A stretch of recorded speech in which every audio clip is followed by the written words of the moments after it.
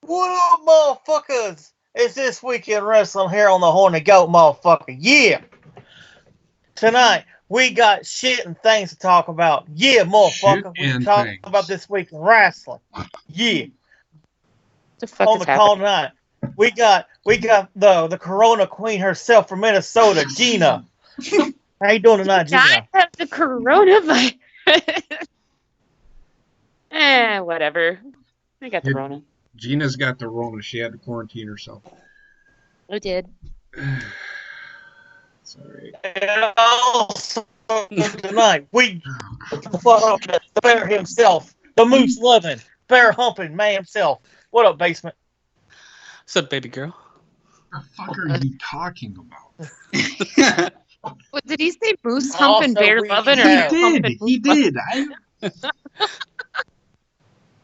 Also, we have Trek. Hey, Trek, how's it going? Good, how are you? God. So we just said, I'm good. How are you? And here's your host, the double trouble from Wisconsin, JP and Heather, motherfucker. Yeah. Oh, trouble from the It sounds like something that would be introduced on MTV in the 90s. like I am on MTV Raps right now. What's going on, everybody? I just took a muscle relaxer and I'm drinking, so it's going to be an interesting show. You know, on that show. I hurt my back again because it's good times. It's what happens when you chase a 1-year-old around Waterfalls? a fucking Walmart. How's everybody doing tonight? Good. Good. Good, dog. I want to watch the other guys again. I don't care. Cocaine cover, please. There might be some The Other Guy references later during the show, so just bear with us.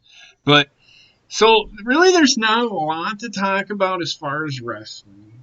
The one thing that I do want to talk about is these.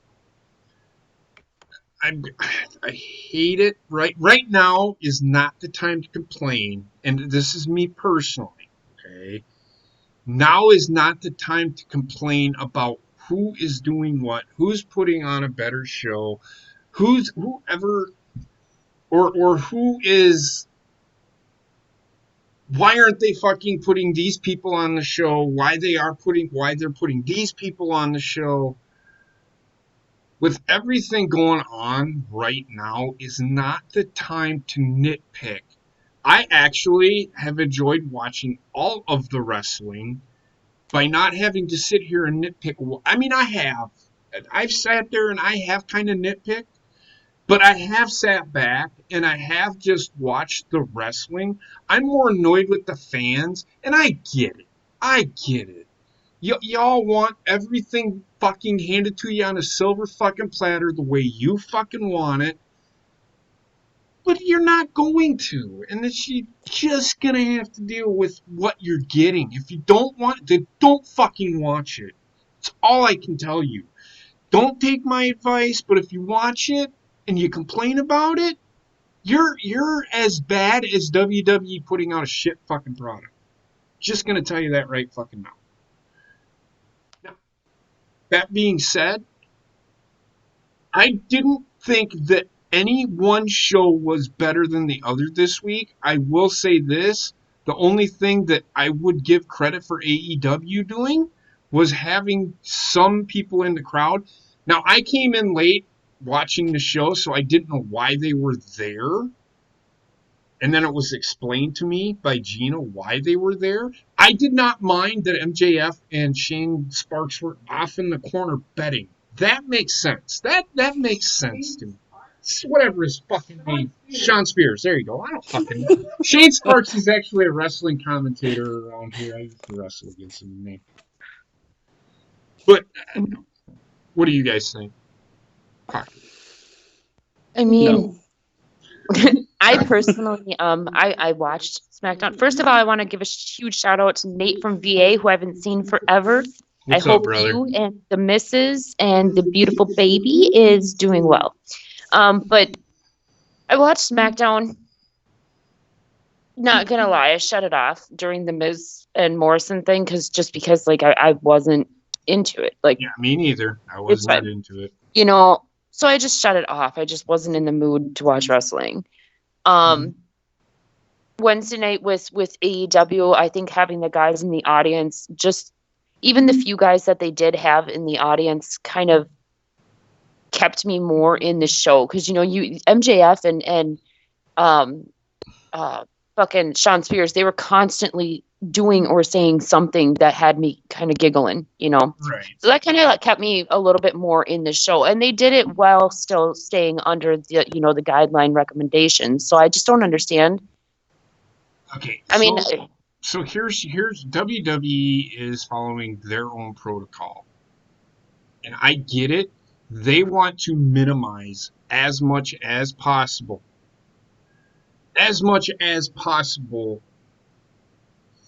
from their talent. I think they're taking it a little bit more extreme. I wouldn't say extreme. They're being a little bit more cautious than what AEW is being, I guess you could say. Does that make sense or no? I mean, not really, because in my opinion, AEW, I mean, they're still staying under the CDC recommendations for how many people in the same gathering spot. Mm-hmm. And they, from what I've gathered, they tested everybody that was there was not tested, but they were vetted to make sure that they were showing no signs of being sick whatsoever. So it's not like they just, oh, well, I'm going to call this person up and, you come. No, the doctor actually asked these wrestlers, okay, do you have the sniffles, fevers, anything like that? They were vetted. So in my opinion, I guess they're not really exposing anybody any more than WWE is, just because there was proper vetting done. But I think what I'm trying to say is I think WWE is going about a different route by not having people in the audience. Because if you've noticed, they have had on the side with their production, they've got people out there already. So they're already past their limit, I think. I'd also you have to look at the status of both companies too. Like AEW needs to, regardless of the coronavirus or not, if they're going to put on a TV show, they have to put on something. They're actually in a position to put on something better. They just are. WWE doesn't necessarily need to go as far as get at it, as risky as AEW might be, because they're already established. In all honesty, they're not really going to be looked at as harshly and it's not going to impact them as much. Where AEW is trying to establish a fan base. Mm-hmm. That being said, I mean, there's certain things that I don't know why WWE are doing them, and one of the big things I'm going to say is they should really we talked last week, and I think we had a discussion about having people in the audience because it's a form of reaction for us there. But if they're not going to have anybody in the audience, dim the arena. Mm-hmm. I don't need to see the empty seats, and I think that's a conscious decision on their part to keep it in mind that it's an empty stadium because they're kind of selling that point. Right. But I don't think it's a point that needs to be sold after the first time they did these shows. Dim the audience. Seeing a bunch of empty seats. I mean, I love when they dim anyway because it makes the in-ring action the focal point. Right. And that's what it should be. But there's these small little things, and they're really points of improvement. I'm not gonna I'm not gonna shit on any of the shows because at least they're putting something out there. But those points of improvement can help turn something a bit more watchable. Well, yeah, and not with last night's SmackDown, but with the week before, everybody was raving about that because of Triple H. Obviously, Triple H has a lot of responsibilities He can't be there all the time to do the commentating during this time. Right. However, last night when I was watching it, I mean, Michael Cole was doing the best that he could. Mm-hmm. But again, they went back to the heavily scripted. He was very heavily scripted. And I could tell the difference between Michael Cole from the week before, where he was just kind of having fun and it was more an interaction with Triple H, versus Michael Cole last night. And the commentary was a huge factor as to why I liked the SmackDown last Friday so much. Last night they were not keeping my attention, and by the time that the Miz and Morrison segment came up, I was just like, fuck this, and I turned it off. Now, It wasn't because I was angry with anything that they were doing. It's just I was kind of bored. They need to do something to keep people's attention, and even if that's something as small as commentary, you know, like bring in, I don't know if Corey Graves is able to come in right now, but bring in Corey Graves and just let him and Michael Cole go. Well, they have a choice. I think they're given a choice to work it on, and they can't be punished for it. So, right. Well, I also think they don't want everyone there anyway, but they do need to like clear who's going to be there for what days and spread it out over time until Mania. One question I had for all you guys is: do you think, like, I mean, outside of, we have the coronavirus going on and they can't put on proper shows, but I don't think the card that they built for Mania would have differed much from what we're getting anyway. And the card is just piss poor. It is, and I'm not, like I said, I have no really any comment on it. I guess my question would be, do you think the card would have been different, or do you think it would have been the same, regardless? I don't think it would be any different, to be honest with you. I think it would be the absolute same. I actually think, if anything, it's actually benefiting WWE as far as like what I think they were planning. Because, okay, so like let's say Roman taking the title off of Goldberg. That could have gone one or two ways with a live audience, and chances are you would have had a lot of people booing Roman, whereas now you're not going to have that. Like, you can put the title on Roman and nobody's going to be able to say shit about it. Well, people are going to say on social shit. media. They're going to say it on fucking social media. Well, yeah, but I mean, that's a lot different compared to having it recorded, on a live paper. That being said, I did hear that WrestleMania is being pre-recorded. Parts of it, I heard. Yes. Which makes sense, because they can't have that many people in the one place at one time. Right. And not only that, but this is a little iffy for me, because I heard that parts of it were going to be pre-recorded, but then I also heard that all of the stuff that is supposed to happen up to WrestleMania is being pre-recorded. So like, Raw, SmackDown, all of that stuff, they're supposedly recording this week. So I don't know if it's actually WrestleMania that's being pre-recorded, yes, or WrestleMania is being pre-recorded. Some of the stuff is being pre-recorded. I don't think the main events for the two shows, or for the 2 days, are being pre-recorded. I think those are going to be live. But I think definitely all the insignificant shit will be pre-recorded. Not only that, but that makes a lot more sense as far as like for them to, because they said it was going to be in different locations, so it makes more sense if they're planning on doing certain things in different locations for it to be pre-recorded. Well, I mean, Michael Cole didn't say that it was going to be in different locations. He did say it was all going to be taking place at the Performance Center. He did say that last night. The other day, WWE came out with something that said that it was when they came out with it was going to be a two-night event. They said it was going to be a 2-night event from different locations. I did not hear that. I just don't know why they would really go anywhere else. I mean, regardless of if they do or they don't, it's really not going to matter if it's pre-recorded or if it's live, because it's still going to be the same thing. It's going to be an empty arena. So you're literally getting the same thing. Yeah, I was going to say too, like Nate, because of the travel bans now too, I don't know what they're going to do with the border shutdown if Brock is still in Canada. They have not put a travel ban on Canada.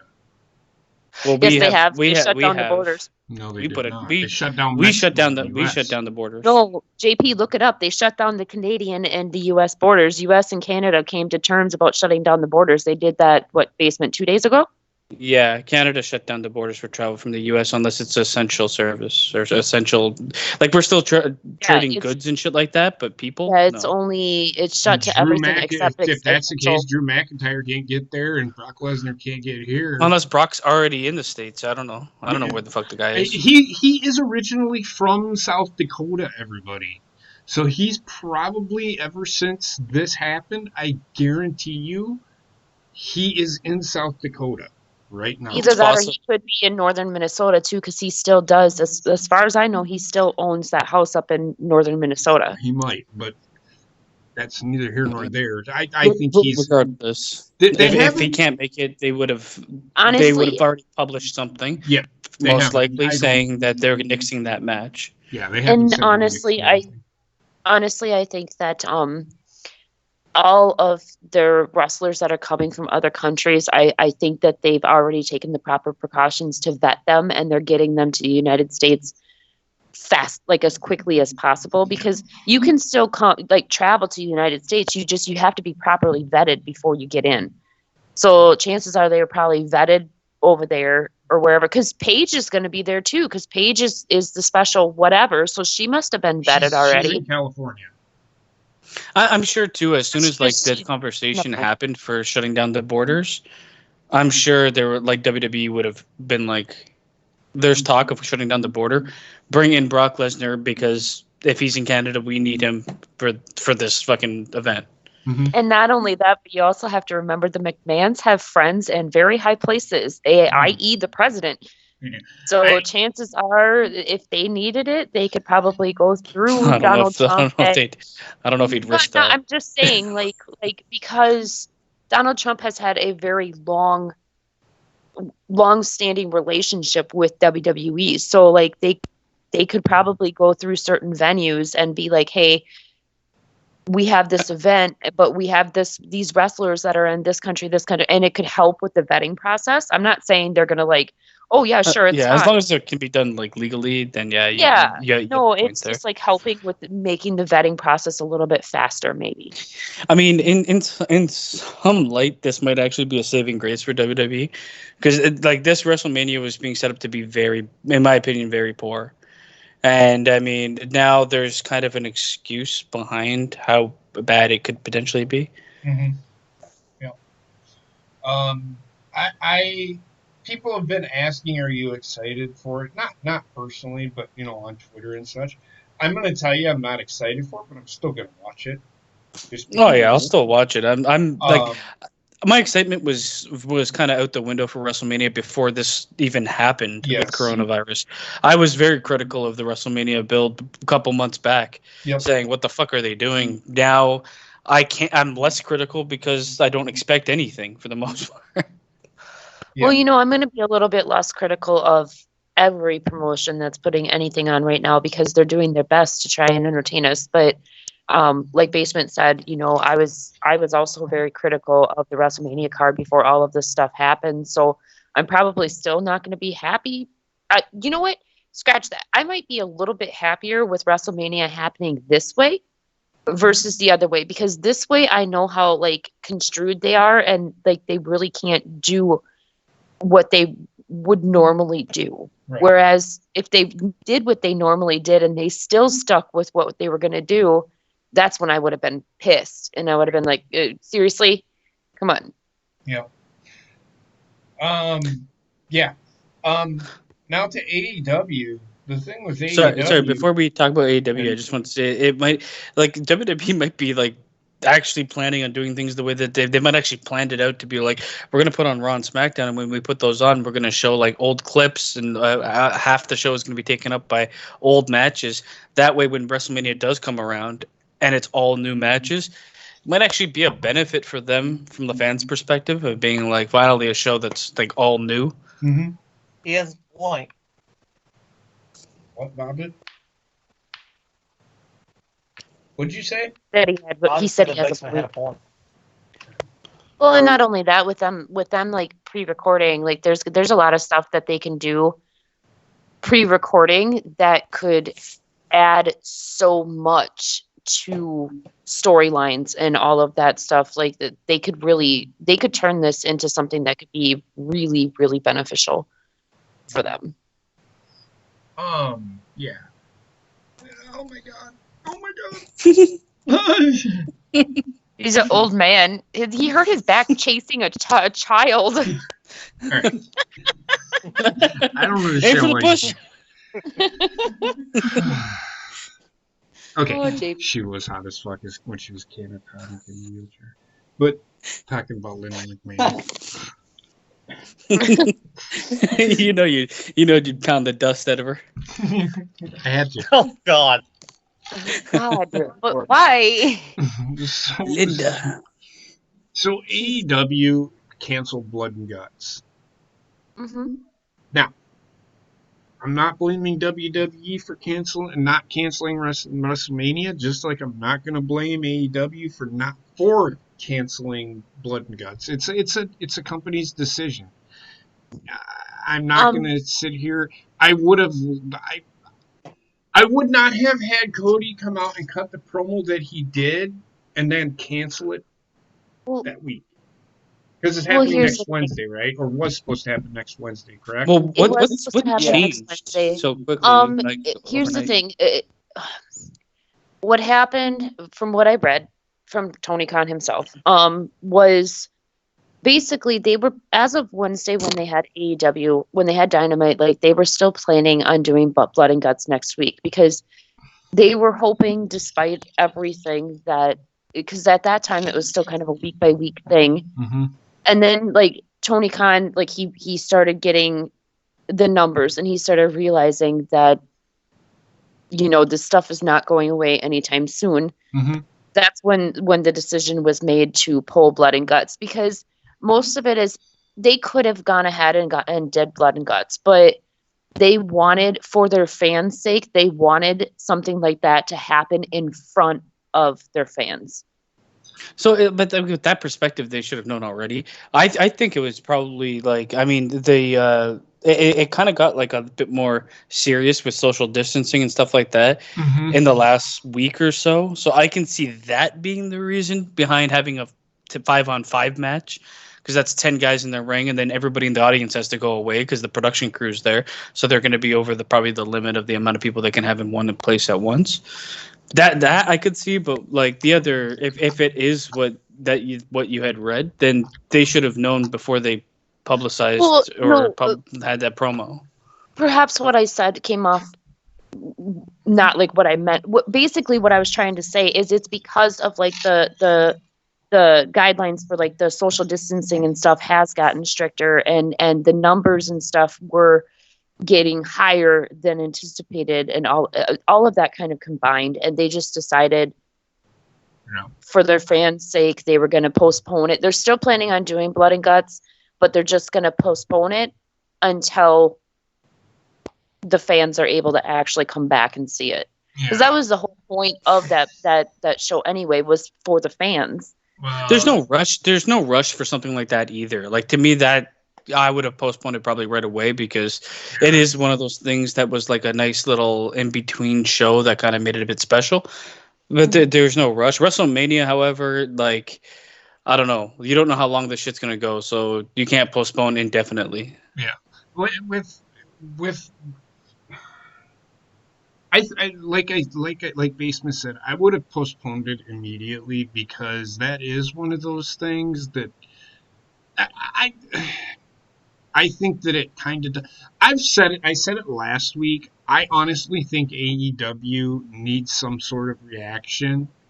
WWE really don't, because they don't really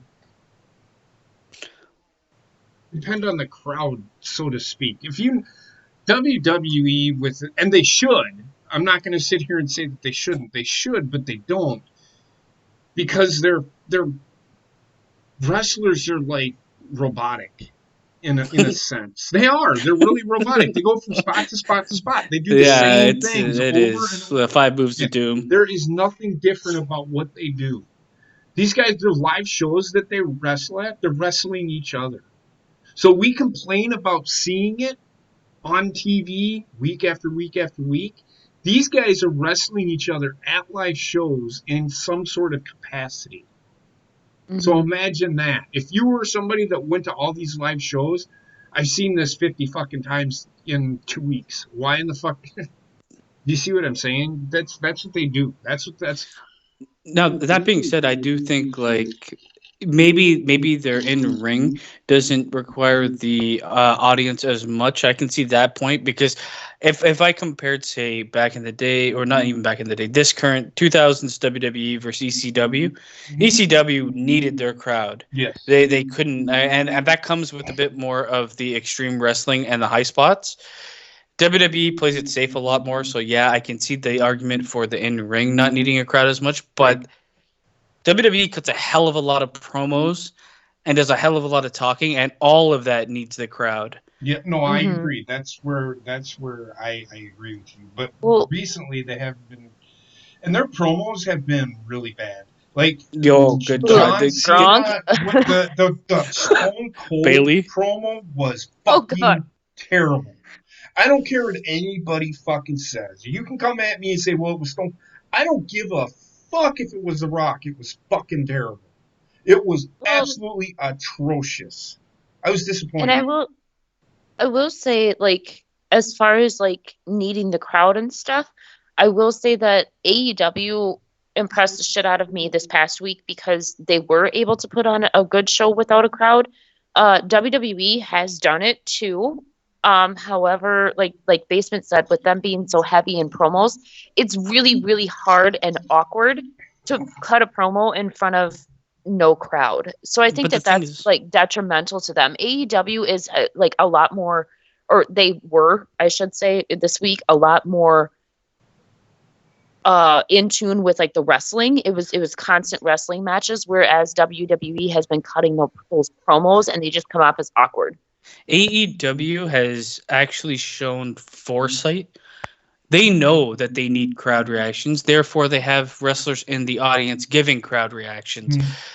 They've actually looked ahead, where WWE is always fucking behind the 8 ball with everything they do most of the time. They're no longer cutting edge, and that's just that seems to be a trend with any big business. But as far as it goes, yeah, like, man, after the SmackDown, we talked about why don't you put wrestlers in the crowd? AEW comes out with wrestlers in the crowd. WWE still refusing to do that thing. I know there might be reasons behind it, but I can't imagine if one can do it and do it legally, the other one should be able to do it and do it legally. You know, and even with AEW, like they did a great job, in my opinion. They did a great job with selecting who they had ringside, because they basically took like the biggest mouths that they had as far as faces and heels and put them ringside. And there was at any point in time, there was less than 10 people ringside, excluding cameramen, of course. But as far as like the wrestlers, there was less than 10 people. So if you add it all up, between the people that were in the ring, the wrestlers that came out later on, the commentary, you know, all of that, they were still under the 50-50 guideline. You know, they were probably half of that, because Matt and Kenny and Cody do a lot of the producing backstage anyway. Well, I'd even say with WWE, innovate. Use your picture-in-picture technology. Create a fucking picture-in-picture. Have the New Day in a room by themselves watching and commentating on the match, picture-in-picture, instead of having the commentators speak for the match. Let that happen. Do stuff like that. Just work with the tools you have and realize you can do more than what you're doing. And that's where like my nitpick comes with it. I know they're still putting on a show, but there's ways to still have fan interaction be a thing with an empty arena. That's a great idea. Like, I love the picture-in-picture idea, because like if you take guys like the New Day or I don't know, Randy Orton, your top mouths, so to speak, and you put them in a room, not necessarily even together. You could like alternate between matches who's on screen. But then you have something that's kind of similar to a fan reaction without actually having them ringside. Well, you have the New Day basically there for the match that's going to include them or could be impactful to them. The Miz Morrison, the tag matches. And then you have the people that can speak that are going to be in a feud with whoever or potentially be in a match with them, be picture in picture for that one. Or you have them sit out there with Cole. But I like the idea of picture in picture because it gives us a visual and like the face tells the story of their interaction. And that gives us a conduit for fan reaction. Yep. Sorry, I got a crying kid over here. No, you're fine. Awake. There's just ways to make it better, even though it's never going to be great. Well, here's a way to make it better. Don't let Miz and Morrison talk anymore. Well, they kind of have to. The Miz I can be okay with. Morrison is just he's what he is. I just don't like those two should have never. Morrison should have never went back to WWE. Bottom line.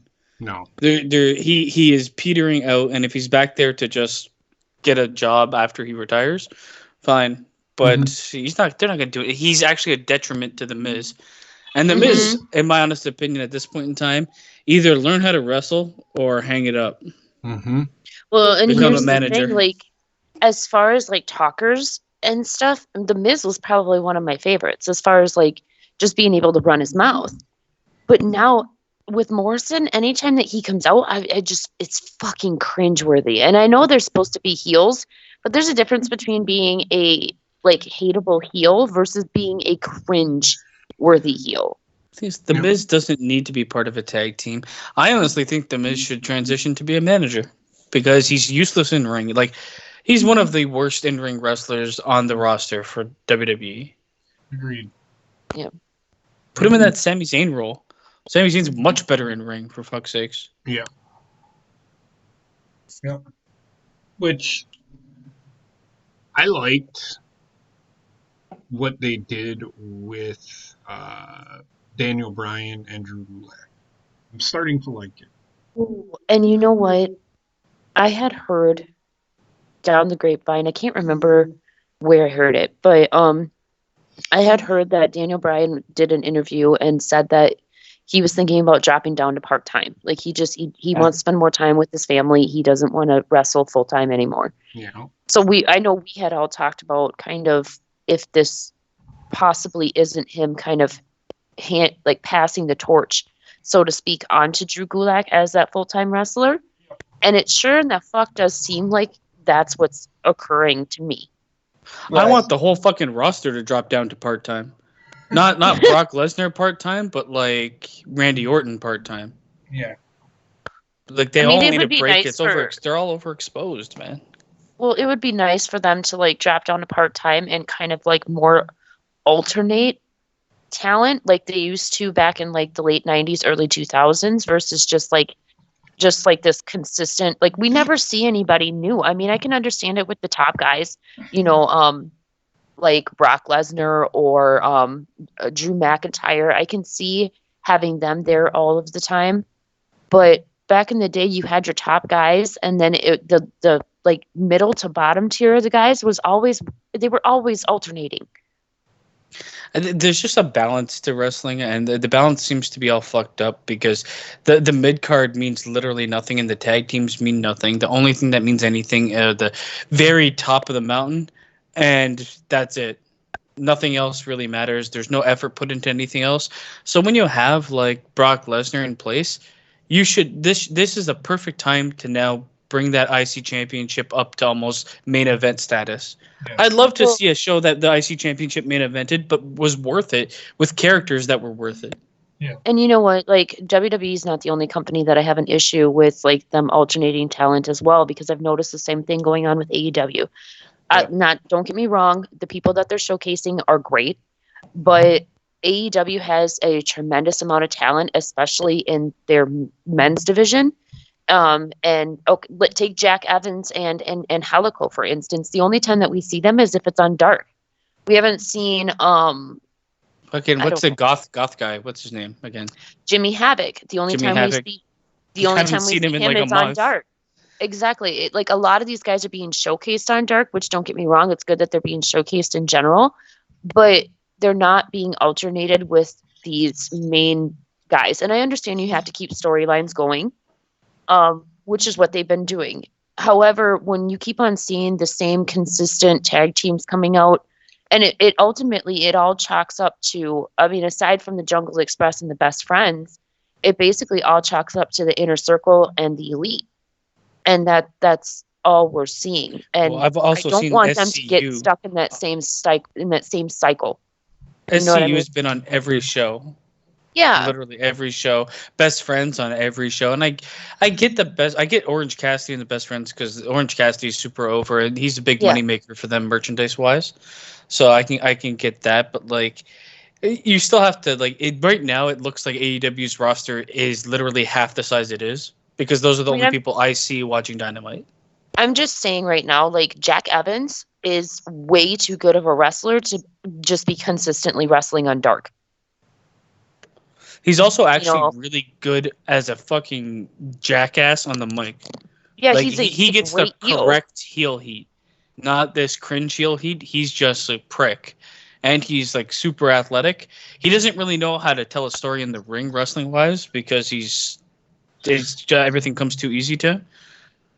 Yeah. But I'd like to see more I of mean- him. I think like he could be developed in someone much better than what I've seen so far. It would be nice. Like I said, again, don't get me wrong, because I like what they're doing on AEW. I do. I love the Best Friends. I love SCU. I love everything that they're doing. But it would just be nice to see some of those guys being alternated for other guys every week. You know, like it would be nice to see the Elite not be showcased. I mean, not right now, obviously, because they're in this huge storyline, so it wouldn't make sense. But eventually, have them not be showcased on Dynamite and have them be showcased on Dark, and then take those guys that are on Dark and have them be showcased on Dynamite. They've literally turned Dark into like the legit B show to the point where I don't care. I don't care to watch it because it's not going to feature any of the main storylines most of the time. It's going to be the wrestling is good, but like I don't know. When they first came out with Dark, you had like one of my favorite matches Kenny in Omega AEW. was wrestling on there. I was going to say one of my favorite matches in AEW that happened thus far was Joey Janela versus Kenny Omega in a fucking no disqualification match on Dark. It was a great match, but that was when Dark first came out. So like they were doing matches like that when it first came out, and now it seems like Dark has turned into their version of Main event. main event. Exactly. But okay, we're talking about AEW. Big thing. We had Matt Hardy come out. Mhm. I don't know. What do you think they're going to do with him now that Blood and Guts has been postponed? Because he was going to be a proponent of that. Him and Jericho they've already announced him and Jericho are basically going to have a feud. Like this Wednesday, they're supposed to like meet in the ring, and it's basically like promo against promo, whatever that means. But it's ultimately going to end with, it's going to lead into a feud with those two. See, the promos are going to be great, but that match, I'm not looking forward to. Matt Hardy walking around like he's fucking can't move. He's a geriatric son of a bitch. I don't know. Walks around like shit his pants.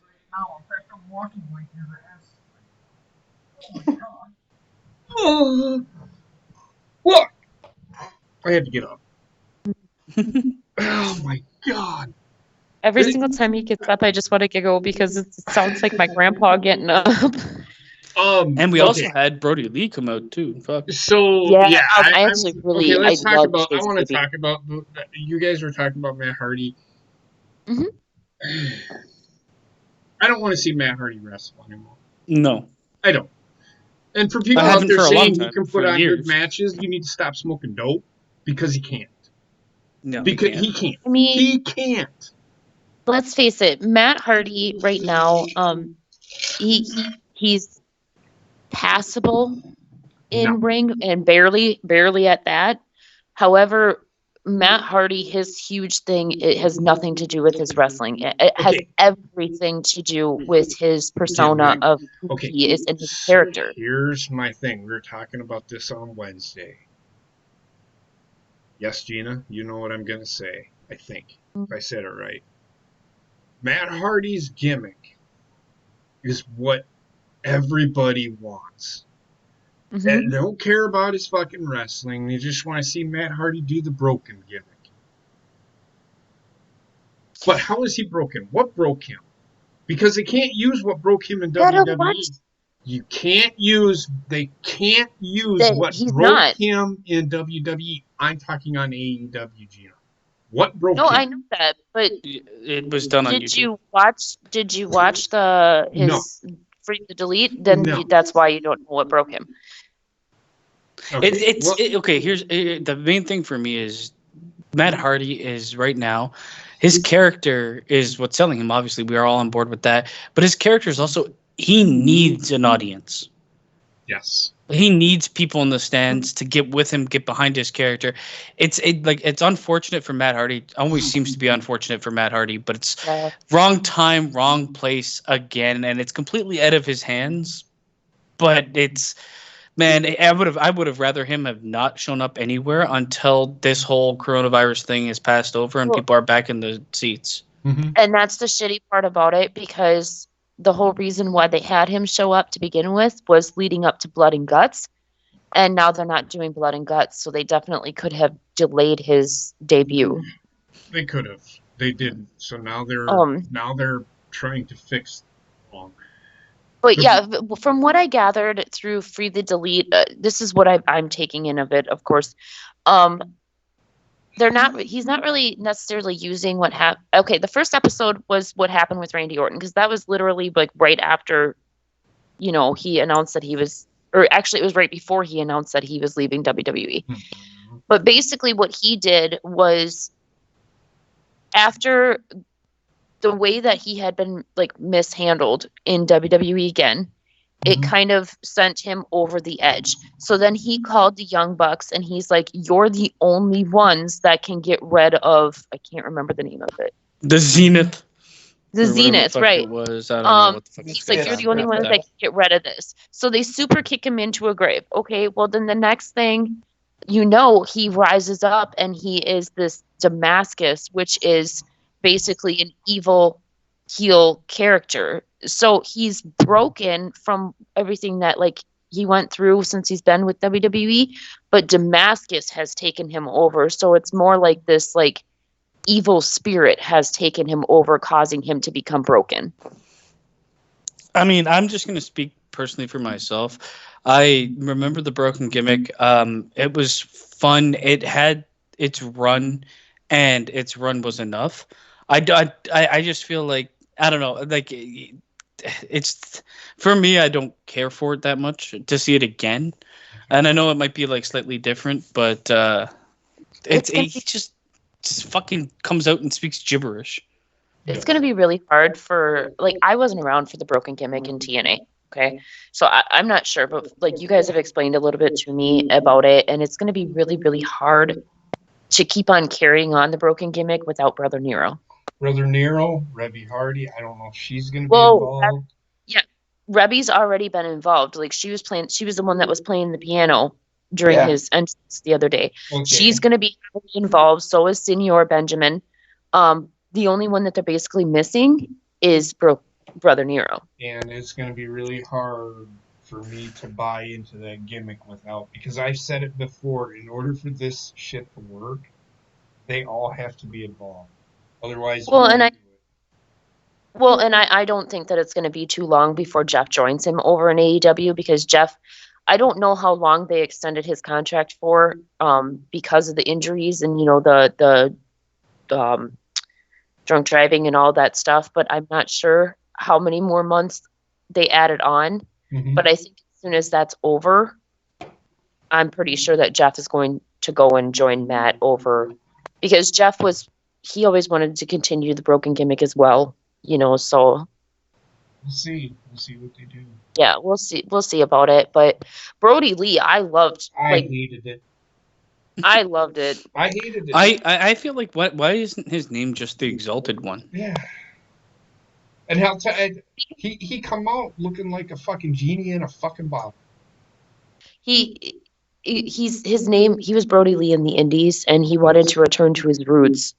And the reason why I loved it so much is if you actually listen to what he said when he came out, He basically said, when he said, "I've been held down by an old man for so long," or something like that. Everybody was like, "Oh, that's a shot at Bray." No, it wasn't. It was a shot at Vince. I don't think Vince held him down. I think he held himself down. Well, I feel like the bottom line is that roster on WWE is just so fucking overloaded with talent. They're They could be- oversaturated. Yeah, exactly. It's just too much going on there that somebody that's not Okay, the cream of so- the crop is really not going to become anything other So than a jobber. Here's my thing. Yeah. He says that, but yet he signed another deal with them. If he Well, were- I if mean, he- yeah, but if he you was gotta being- think about but it, this is Well, the thing. he's If he's being he's held selling down, that. if he's being held down by Vince, why in the fuck did he re-sign with them? Well, but here's the thing, though, It's JP. Right why before he's the he- leader of the Dark Order. It just makes Right. sense for him to say that in relation to being Right. I part of the get Dark it. Order. I And get it. yeah, But if and that was not a only shot that- at Vince, that's on him. He re-signed with But- WWE. That's Hold all. your That's my. horses. That's my. That's. It's I'm just sticking a way to with sell his it. character.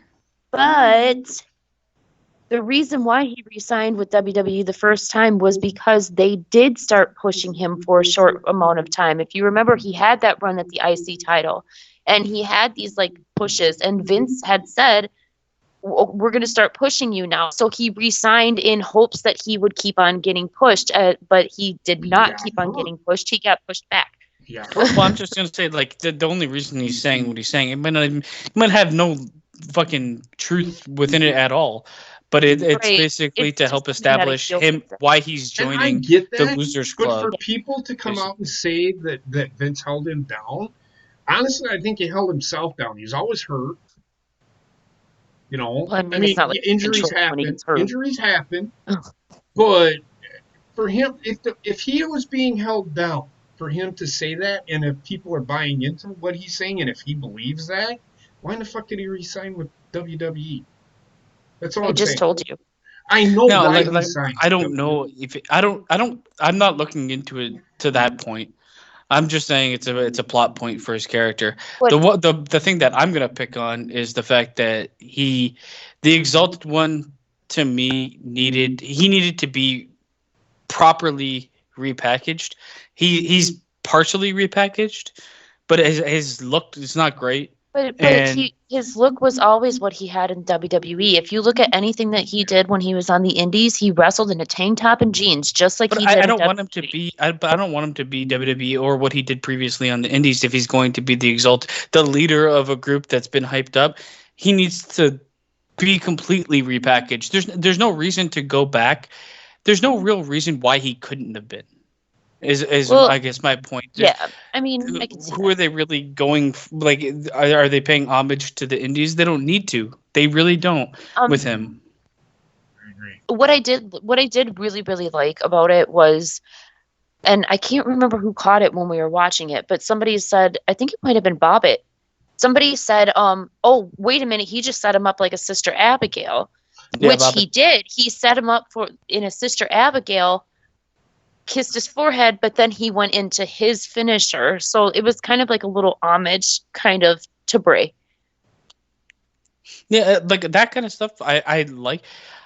As a whole, I like him being the Exalted One. I think this is an opportunity. I've always liked Luke Harper. I've always liked him as a Mhm. wrestler, and I always thought he could really work in ring. And he always was just missing a character. And I think that's my only gripe is that he does have the character, or the potential to have the character, and I don't know, with just the package that they showed me of him, I don't like it as much as I could have. Yes. Do you guys know? I can't remember his name. Like the leader of the Forgotten Sons, the one that Yeah. looks like he's a fucking mad rapist. Looks like a child rapist. Yeah. I can't remember his name. I know who you're talking I about, though. can't even- Anyways, they should have had him come out dressed more like that, or like more like dark. I just feel like I mean, it's this like dark order, dark group. He's supposed to be like, I guess, a deity or something that they're like worshiping. He should have come out like the Undertaker, similar, like not Undertaker, but similar to that. Give him some face paint, or give him a mask, or give him something that like Or sets him all up black. apart. Yeah, he was in all black, but Yeah, his but he had costume was purple. bad. His costume was bad. It was That's all I'm black gonna and say. purple, and it looked like it was fucking plastic. Yeah, it looked like it was made at Party City. Yep, I agree. That's why I didn't care for it. He essentially come out looking like Luke Harper, just changed his clothes. He Yeah, actually I put would a have changed. fucking- I would have done everything in my power to change his look entirely. Yep. And I have would've had people him do a shaved. double take and know that it's Luke Harper, but be like, that doesn't look anything like Luke Harper. Fuck. But I would've mean, had him then shave again, that his you really face. don't.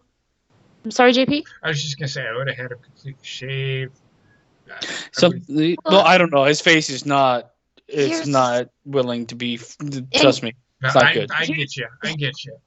Here's the thing, though. Like, they don't change a whole lot of guys that come into AEW. I mean, you look at Lance Hoyt, and they didn't change a single thing about him. Not that he needed to be changed to begin with, because he's got the whole murder hawk thing going down. It fits his character. Mhm. But they didn't change him. They didn't change anything about Matt. He basically went back to the broken gimmick. Anybody that they've had that's come in, they haven't really given them a huge makeover. I think though, in most cases, it's because of the flexibility that AEW allows, where it's like you want to keep a certain look from your character just so that you're still establishing yourself, whether you stay with AEW or not. Mhm. I think in some ways the good that AEW does for wrestlers is a negative for what AEW does for their brand.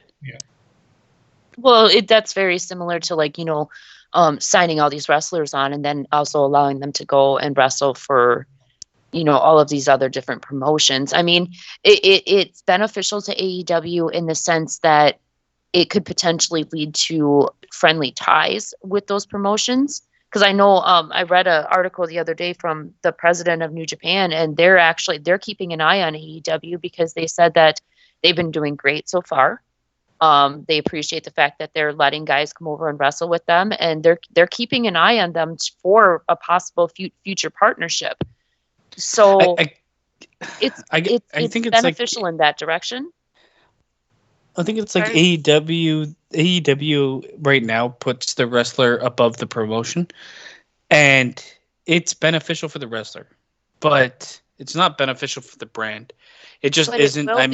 mean, not being able to not being able to actually like one of the greatest things that WWE does is they get all these talents and then they do repackage them and you see them in a different light. They don't repackage everybody, but the people that they have I guess vision for, they do repackage. Right, but a lot of times that can also be detrimental to the wrestler because we look at fucking Trevor Lee that came in and they turned him into Cameron Grimes and whatever the fuck he's supposed to be. Mhm. But I think you like see that a lot, benefit especially now. as a business, it's better for it to be detrimental to the employee than to the brand you're trying to make an actual legitimate long-term business. Well, and I understand that, but eventually your employees are going to start leaving for other promotions, which is what's happening with WWE. Well, I mean, I think it all depends on like the effort that's put into the rebrand. I mean, I'm looking at Brody Lee and I'm thinking, Oh God. he does bad name choice. I know it's his indie name and everything like that. Bad name and not a great look. It's just the two things that miss the mark completely. He's the right choice, and I'm interested to see what he does with it. But he should have just there was a repackaging there that was half-assed. Yes.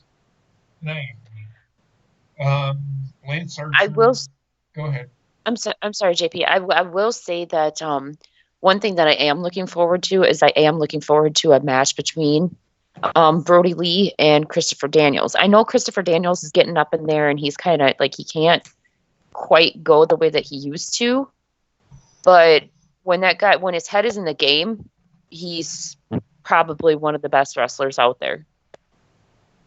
I think it could have been him. It could have.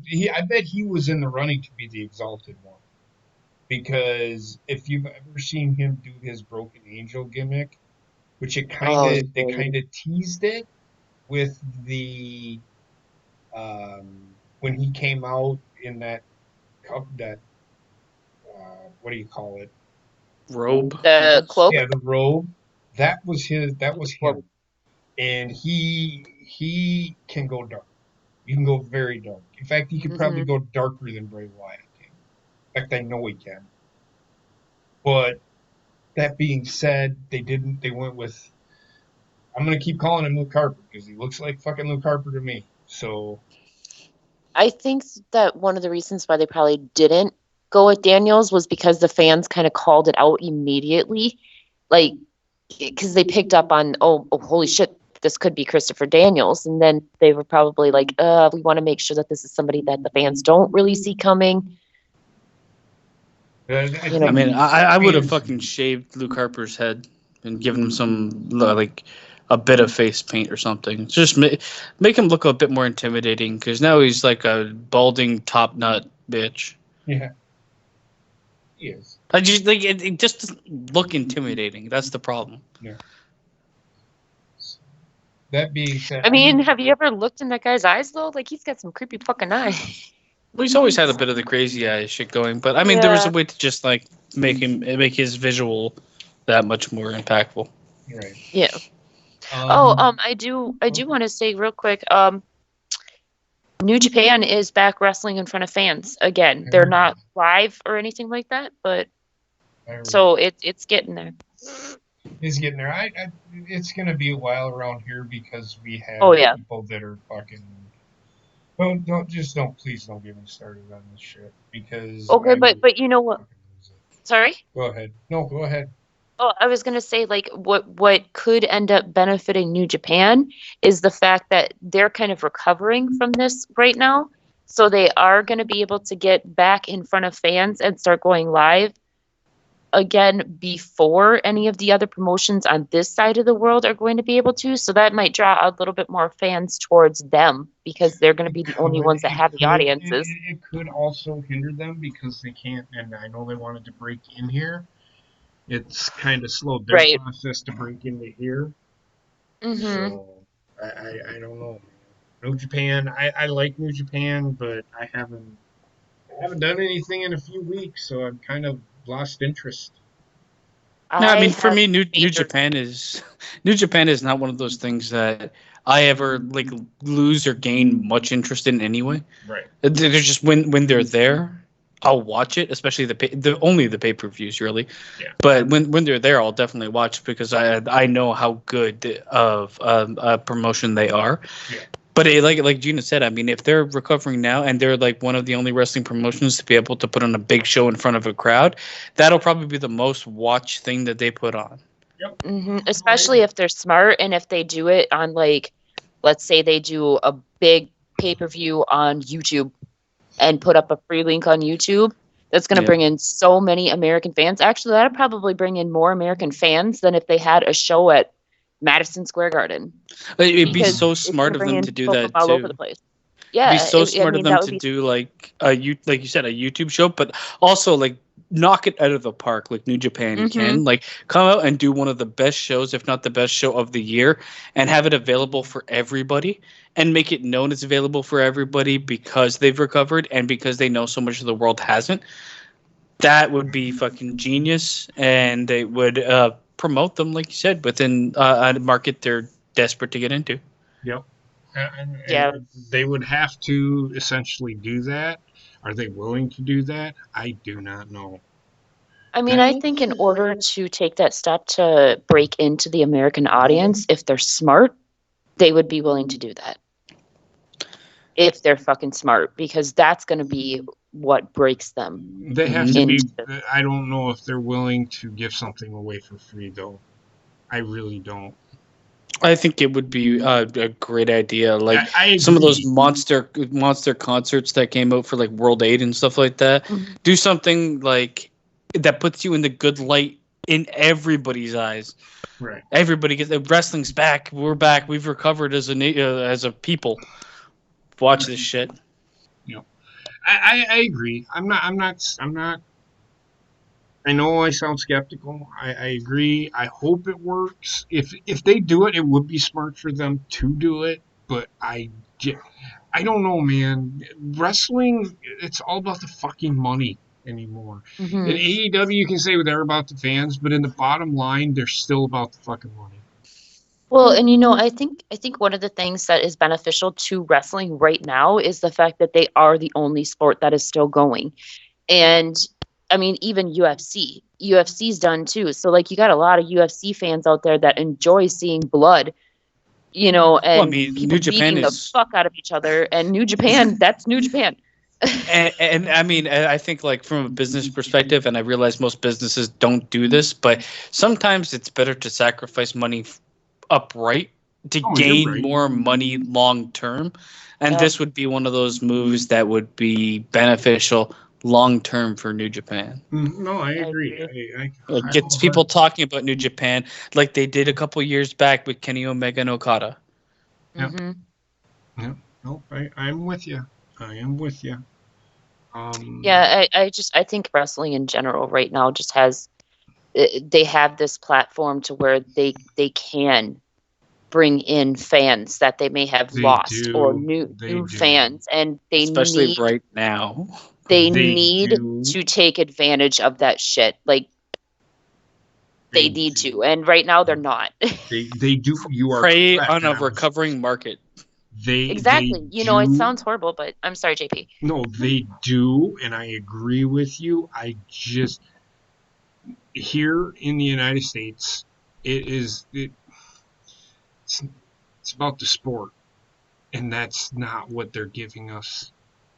It's not In a the sport. United States, And New it's not. Japan is different. I'm not talking about New Japan. I Well, I think this, like, Yeah, like, I think what we're saying is New Japan. We're all aware of this. New Japan is in a place where preying on the recovering world would be it would be looked upon as a great move in everybody's eyes, and it would It's be a good great business. move business wise. It's just like I see nothing but a win for them in every fucking in every way you can look at it. It's a win. and I would say like AEW, I would say that that's probably like half and half. For me, like it's half wrestling, half entertainment, whereas WWE is a hell of a lot more entertainment. That's Yeah, probably, I'm going to well, say, more like 80-20. WWE's kind of changed recently, and they do a lot. They're more wrestling centric anyway, but it's like it's forced. It's like every match has to be 20 minutes, regardless of who's wrestling, which makes no sense. I mean, it takes away. WWE is just like tone deaf, man. They are very tone deaf with their audience. They say they're listening, but they're listening like as much as I'd listen to. It's like they're watching a TV show and playing a game at the same time. They Well, have their attention split in so many ways. It's all fucking retarded. before this whole coronavirus thing, like, I mean, right now, what's going on right now, nobody can help this, so I'm not saying right now, but before all of this happened, the reason why I got so pissed at WWE was not only because I know that they can do better, but with competition coming from companies, and I know I'm not talking about like Monday Night Wars or anything like that, but they do have kind of a Wednesday Night War going on, so to speak. And with competition coming from New Japan, AEW, all this, you would think that WWE would have taken the same kind of step that they did back when the Attitude Era began during the Monday Night Wars, where they would have stepped up their game at least right on now, Wednesday nights. But they're so big that they don't really need to. But I would say just like they have no foresight, and WWE seems to be like WWE, in my opinion, is one of the most frustrating fucking companies to watch because there's moments of brilliance. Like they're few and far between, but when WWE does something right, when they put their mind to something and do it right, like nobody can do it better. right, But it's so few and far between That's that what like you frustrates see a me. moment and it's like, oh my god, WWE can do this. Why don't they do this more often? They never will for some reason. But It's like that's what it's frustrates me. But mind fucking blowing. the thing is, the king of the mountain can only stay the king of the mountain as long as they defend that mountain. And I'm have to sorry, you but have to get. sooner or later, someone will dethrone the king. I don't know, I'm man. not saying it's going to be anytime soon. I mean, but it's never going to be anytime soon because WWE is like it's somebody like a mom and pop store trying to dethrone Walmart. well, they're I like mean, it's not king of fucking impossible. Mount Everest, but like, so I get it. But basically what I'm Don't saying become is if they keep complacent. on deteriorating and becoming complacent, and they don't give their A game, even when there's only minor competition going, sooner or later that minor competition, whether it be AEW, New Japan, a new promotion, whoever, sooner or later they're going to climb their way up that mountain, and sooner or later they are going to be up at the peak, and there's going to be a fight for that crown. Like I remember. Sorry, go ahead, JP. I'm just gonna go ahead and say what you're gonna say because I have a final thought on that. Go ahead. I remember when WWE had the Edge Randy Orton thing start off, and I think it might have just been me and Eugene, but it might have been everybody else too. I can't remember. But the conversation was basically, it like fucking boggles my mind that WWE has the ability to do this. Mm-hmm. Yet it seems like they only do it every fucking blue moon. And like WrestleMania is coming out, you have a match featuring like the older people in WWE, and it's being built like this. Why is your championships not being built like this? At all? There's like zero effort in everything else for the most part. Not zero, but very little. Very little And effort. this match is being like booked ridiculously. It is, and it will be, and it'll never change. All I've got to say is I've been watching wrestling since I was 6, 7 years old. Okay? Wrestling has never changed. It hasn't really changed. The only thing that's changed is there's more high flying. It's been tweaked, and it always goes through these tweaks for like the people that are watching at the time. But they can only go so far. Mm-hmm. My fear is wrestling will be dead in 10 years.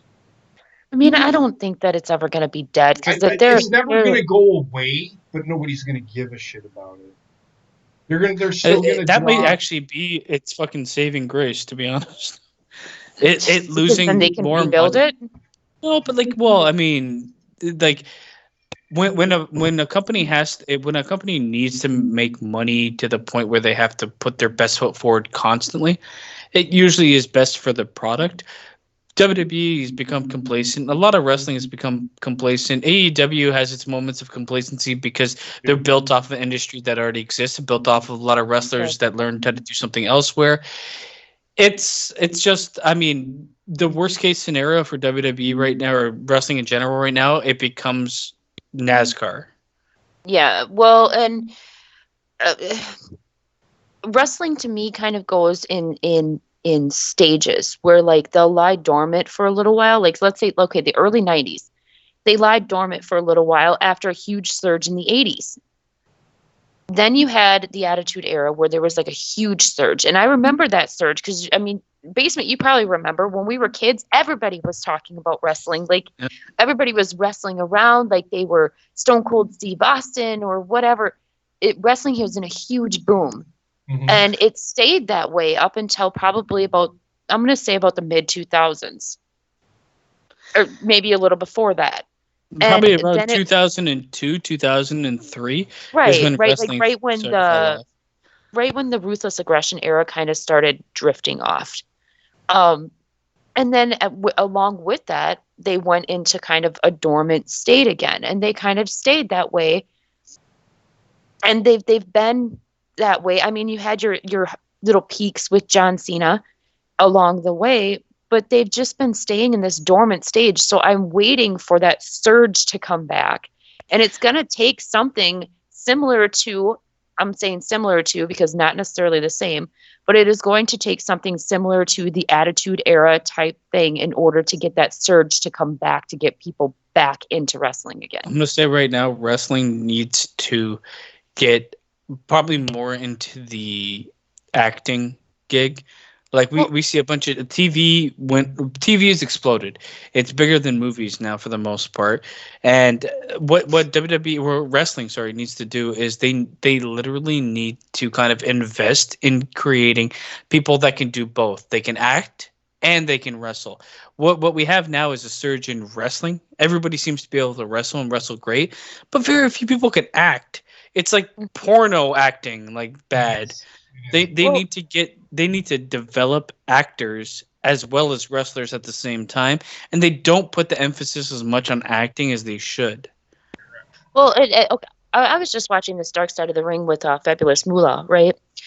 And this ties into exactly what we're talking about. The surge that happened with wrestling in the 80s, specifically with the women's wrestling in the 80s. They God, what was her name? She went up against Fabulous Moolah and she beat Moolah for the championship. Wendy Richter. Yes, thank you. The only reason why Wendy Richter got over as much as she did was because WWE teamed with MTV, which was huge at the time. They were like in their infancy stage.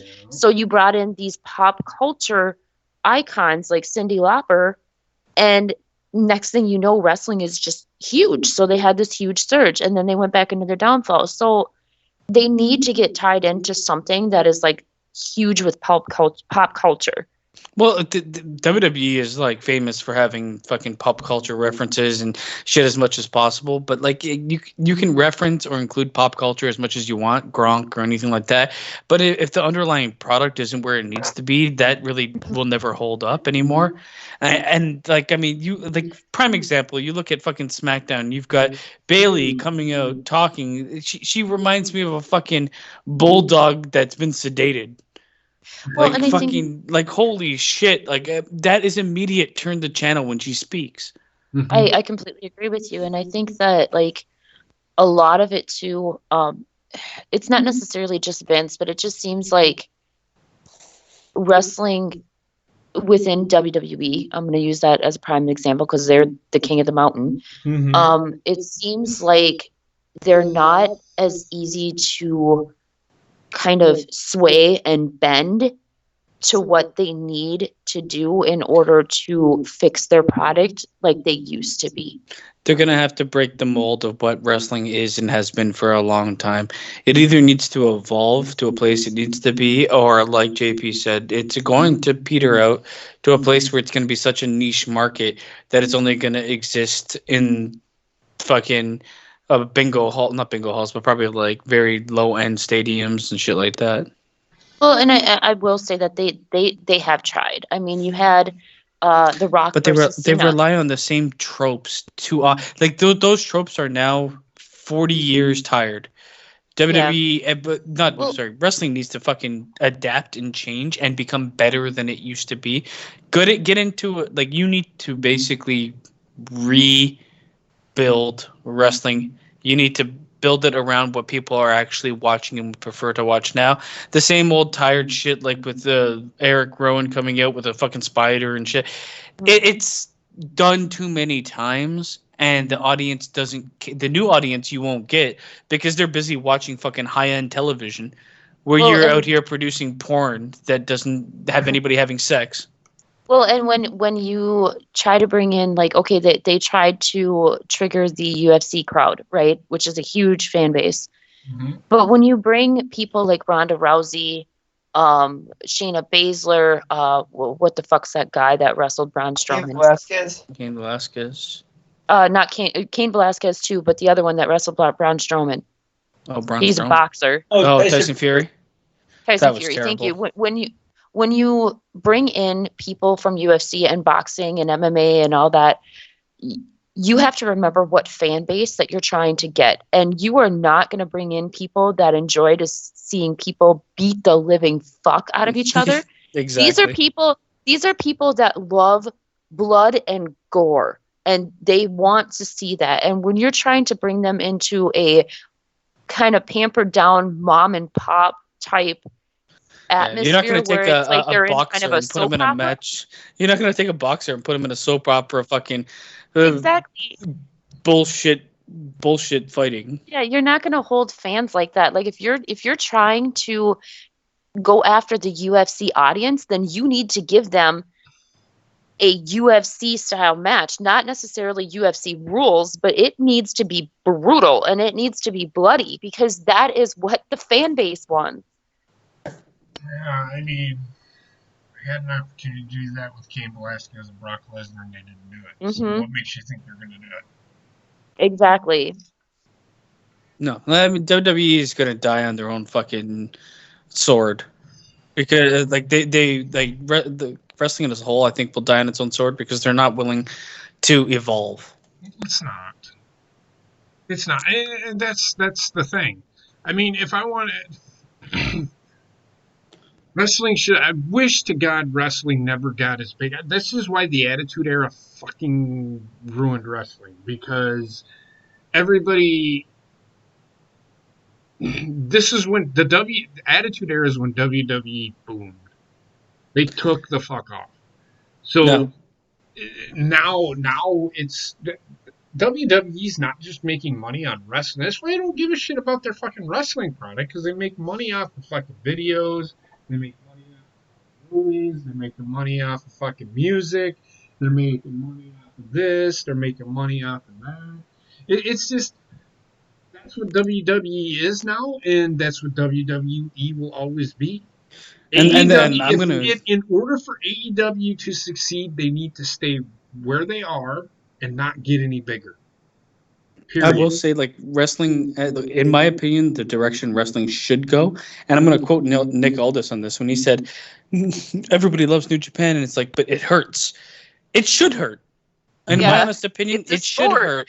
That is the selling point for wrestling, not the fucking guys doing cartwheels and shit like that. It needs to be scripted, but it needs to look like it hurts. And that will go with having wrestlers be less frequent, having them on less shows so that when they do wrestle, they can have the week off to recover or whatever needs to happen. That type of wrestling is where wrestling needs to be, especially if they're going to keep trying to take from the MMA pool. You need to get to a place where wrestling is fake but looks real. And, Well, and two men fucking cartwheeling around each other is not that. this is what I don't understand about the American-based promotions because they don't seem to understand that yes, there was a time when people were into the soap opera type thing, but they've gotten too heavy into that. Like if you look at like the Attitude Era, for example, they did a lot of soap opera type stuff. I mean, look at everything that happened with Stephanie McMahon and Triple H. There was a lot of soap opera type stuff. However, they still treated wrestling like the sport that it was. They got in the ring and they made it look real. And that's why you had so many fans. And the fan base in America, they don't 90% of these fans are fucking UFC fans. So like I said, they do not want to see, as Basement said, two guys cartwheeling around the ring, yelling at each other and crying. They want to see them beating the fuck out of each other like it's an actual sport. Or at least that's what I want to see. Perfect example of where wrestling should and needs to go is the Edge and Orton angle. This is I don't like they need to pay it off in the ring with a brutal fucking match and like literally beat the shit out of each other, bleed all over the fucking place. It needs to be brutal as fuck. And that like the thing is you've built up a storyline to get to a point where it needs to be that way. Now you have to deliver on all fronts. But that's what people want now. They want to see why are it's the bad guy, good guy, but built in a way where you want to see the bad guy get their comeuppance. And you don't only want to see someone pin someone. You want to see someone tear someone apart. And this is where AEW failed with Cody Rhodes and MJF. And I don't know how it's going to go with Randy Orton and Edge, but like that's the proponent of the wrestling side of things that needs to pay off for what they do on the entertainment side of things. Yes. See, I think that like one of the best things about it, it's one of the best things and one of the worst things about like your 90s, early 2000s wrestlers. Those guys, they went out there and they gave it their absolute all.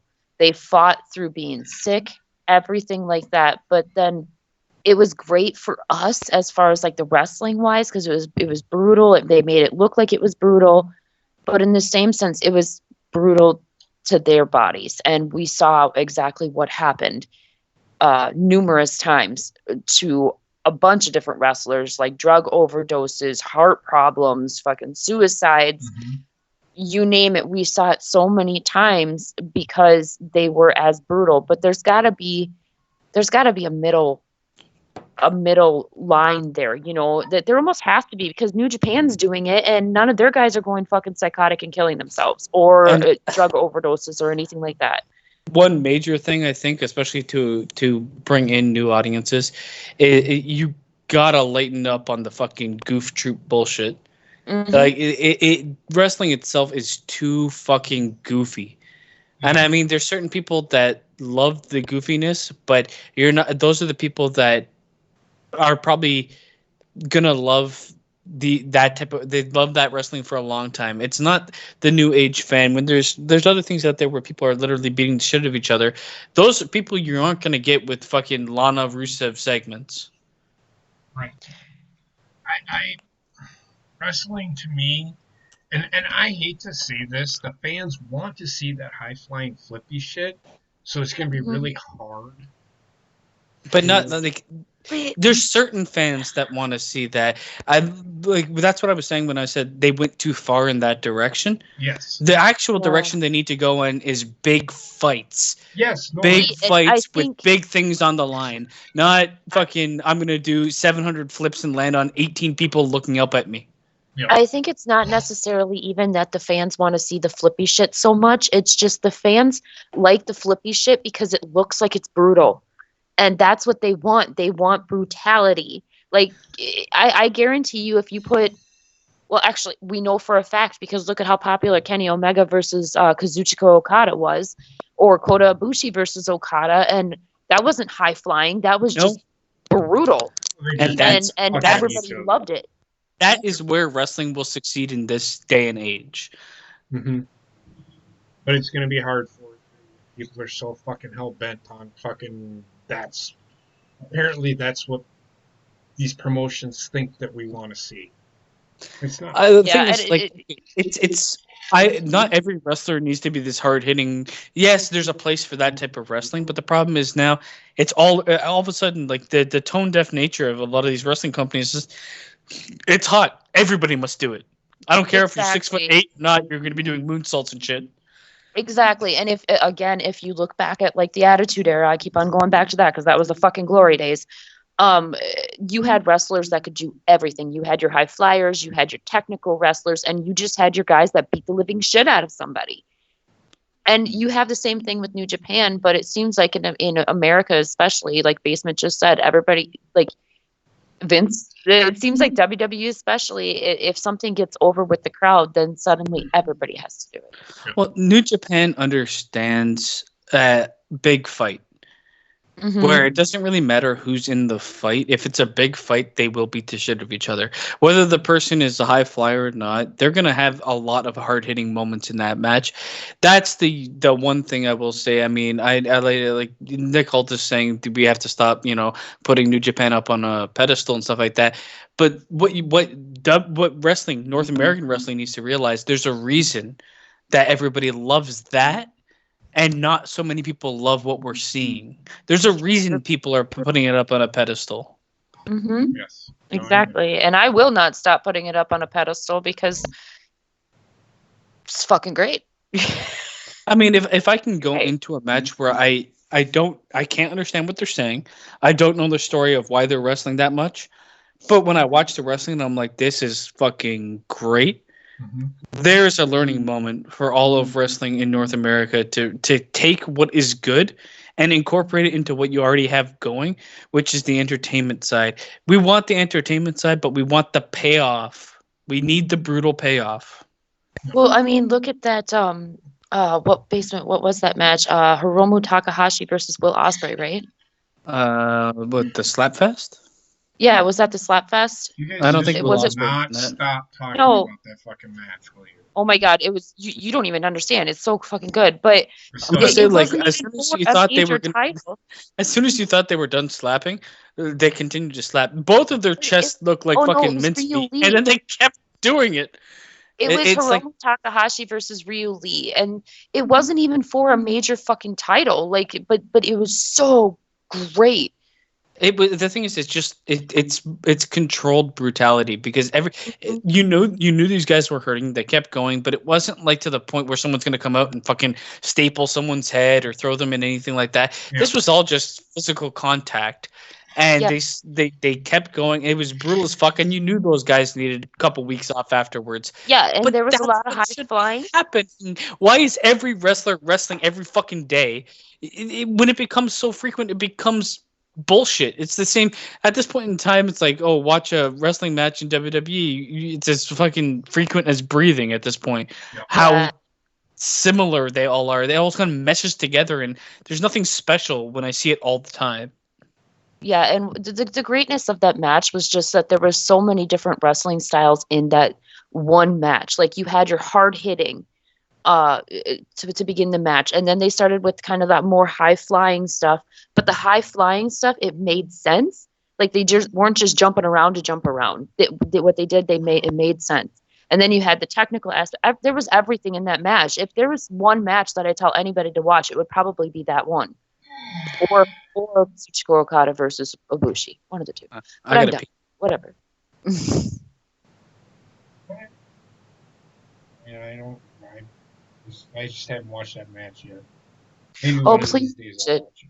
One of these Yes, days I'll please, watch it. please watch it. Like I hope that you will see what Basement and I'd seen when we watched it live. 'Cause It really I mean, Jesus Christ, I watched fucking Kota Ibushi and fucking Okada kick the shit out of each other. Oh man, that was I've so great.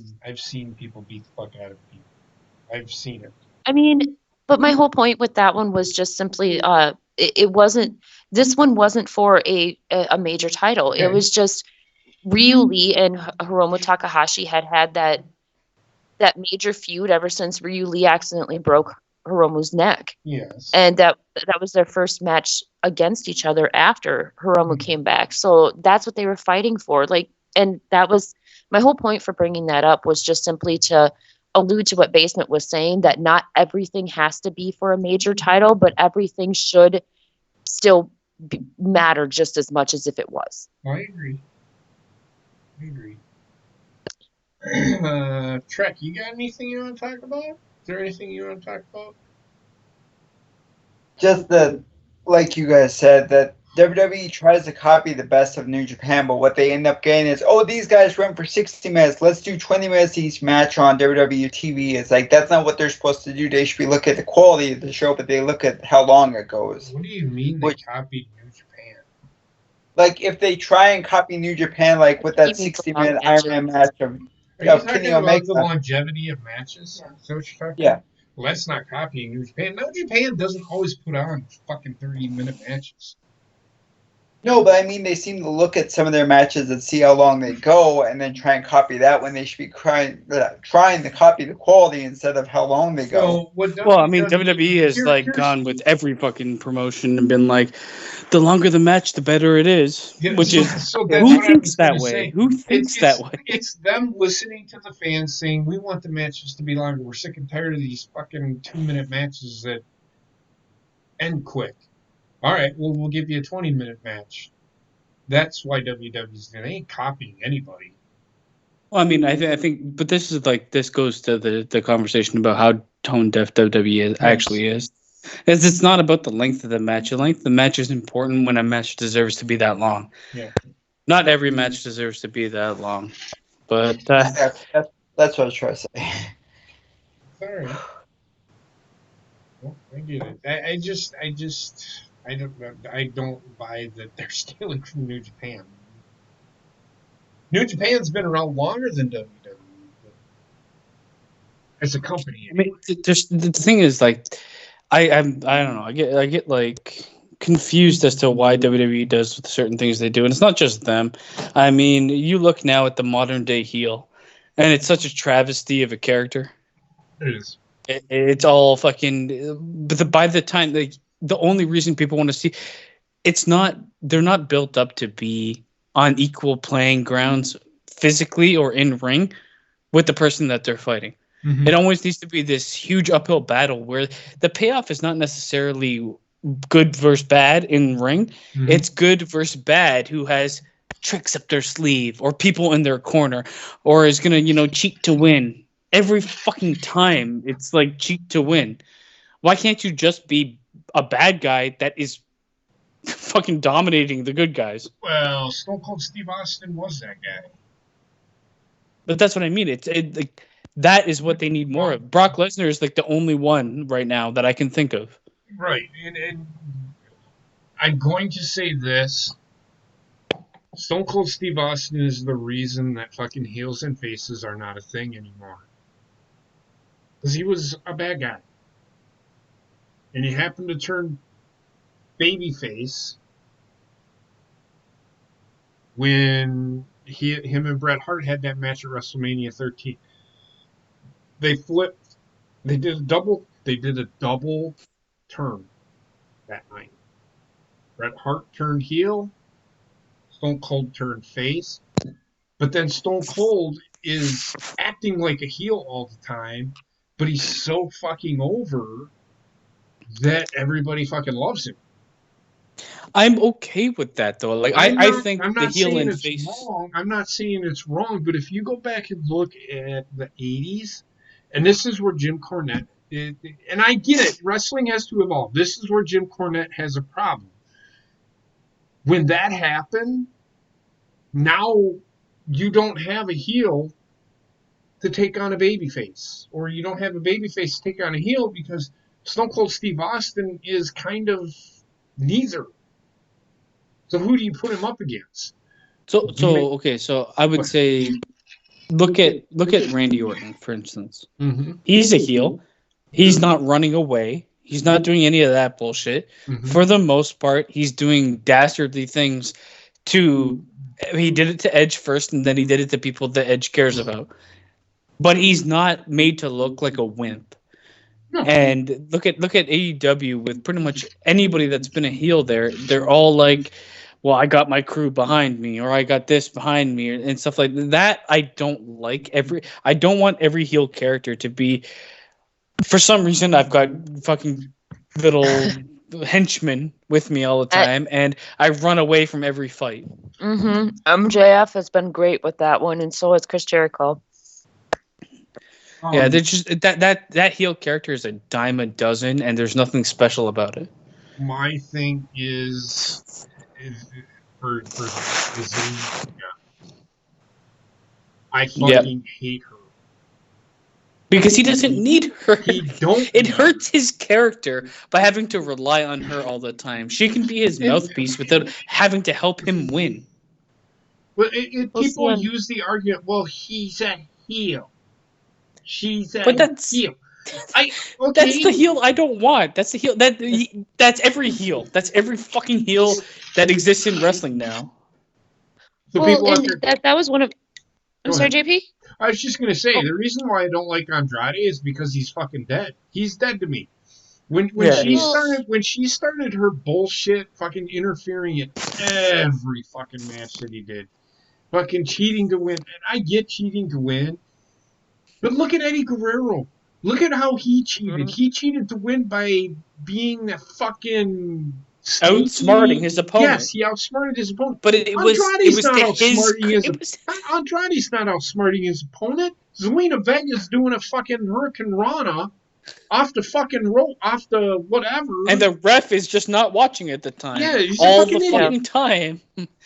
Outsmarting your opponent actually aids you as a character, but Zelina Vega doing a Hurricane Rana doesn't aid the character in the ring. No. If you look at Eddie, him outsmarting his opponent was actually, those were some of the most entertaining times in WWE. I mean, I can't remember who he was wrestling, but he tried to hit him with the World Heavyweight Championship, remember?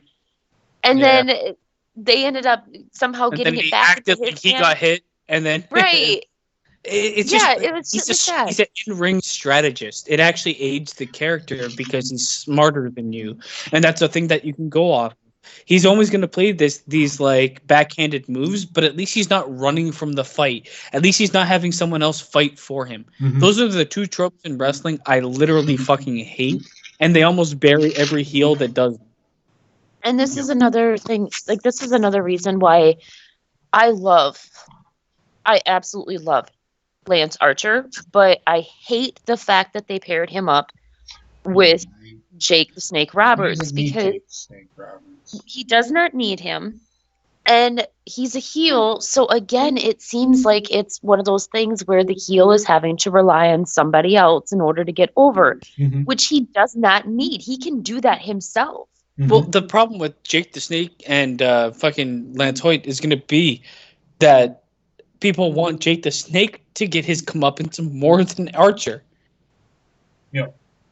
Because Yeah. Archer is a non-entity right now. He's just a muscle Well, and behind the honestly- voice. And you want the voice to get what it's like the fucking big boss man, or not the actual big boss man, but like if you ever watch TV shows and stuff, it's always like, oh, the main mob boss who you want to get the comeuppance, but he's got a bunch of muscle around him, and you don't care when those people get taken out. Well, and the thing is, I have a feeling that the only reason why they brought Jake in was because of the storyline, because it's going to end up, Lance and Cody are going to be having this match, and it's going to end up where Arn Anderson and Jake the Yep. Snake get into it. And I would have no problem with that, except for the fact that it's going to take away from the greatness that is happening in the ring with Cody and Lance, who are possibly two of the best wrestlers in the world today. Look what happened with MJF. Look what happened with MJF and Cody. Yes. Exactly. The bullshit that happened on the outside of the ring took away from the match itself. It became a match, not only a match on the inside, but in the outside. And that was a failure. And this will be the same way, because you're trying to tell two storylines at the same time. One that gets way more screen time and talk time, and the other one that's the actual match. When I said two of the best wrestlers of today, that was wrong wording. I should have said more like two of the most well-known or notarized wrestlers of today. They don't need that. People know who they are. They don't need people talking for them. It's just going to take away from the match. So with Jake the Snake, he honestly, fucking Archer seems like Wardlow to me. Yep. Who looks like Lance Archer? No, like Lance Archer is basically being treated like Wardlow to Jake the Snake. Yeah. He's the only person that fucking talks. I don't even know anything about Archer, just that he's going to fight for, like, it's so backwards. It doesn't make any sense. And it just really, really sucks, because Lance Archer is such a great character. Like, just his character in itself. Yes. Is just so great, and it's not being shown. Some of his shit that he was saying on Twitter. This is why I don't think he needs Jake. No, he doesn't need Jake. Nobody needs Jake. Absolutely 100% does not. And I think the only reason Jake is there is because he's nostalgia. But I don't want him there. The guy needs to not talk. No. Well, like I said, the only reason why I think that he's there is, one, nostalgia, like you said, but I think it's ultimately because something's going to break out between him and Arn. Arn. And nobody wants to see that. Well, at least I don't. What's gonna what? He'll end up DDTing Arn Anderson. This is what's gonna happen. They're gonna end up like attacking. It's just they're two old legends, and they're gonna be punching each other and practically fucking craving oxygen. It's gonna be shit. It's what I'm gonna say right now. Because it's gonna be shit, and no one wants to see it. Anderson has said that he can't take a punch. So I don't know if that's actually. Well, yeah, but just because he can't take a punch doesn't mean that they can't fake punching each other. But hasn't he got like physically involved in another match or no? No, he's never. Never got. He went after Wardlow during the MJF Cody match. I don't know if they ever had contact. Yeah, but they did. Regardless, I mean, even if that's even worse then. Yeah. The fact that we're gonna have contact, they're just gonna be old fucking dipshits yelling at each other. Yeah, I don't know if it is. I mean, I know his whole left side, he can't even clench a fist. and he's Well, left-handed. Spears that one night. then that to What? me tells me that what's going to end up happening is probably more than likely going to be Jake the Snake is going to go after Arn. Cody's going to get distracted, try to save Arn, and that's ultimately going to make him, or it's Jake going the to Snake cost will him the match hit a against Lance Archer. DDT on Cody.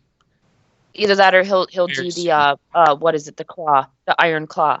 He might even bring out a snake. The everybody dies claw, but I think, but He might even bring out a snake. he better not bring out a snake, He because I'm probably telling you will, right now, I man. will I'm telling you shut right that now, shit he off. probably will. He That's like, probably okay, will. so think about nostalgia factor.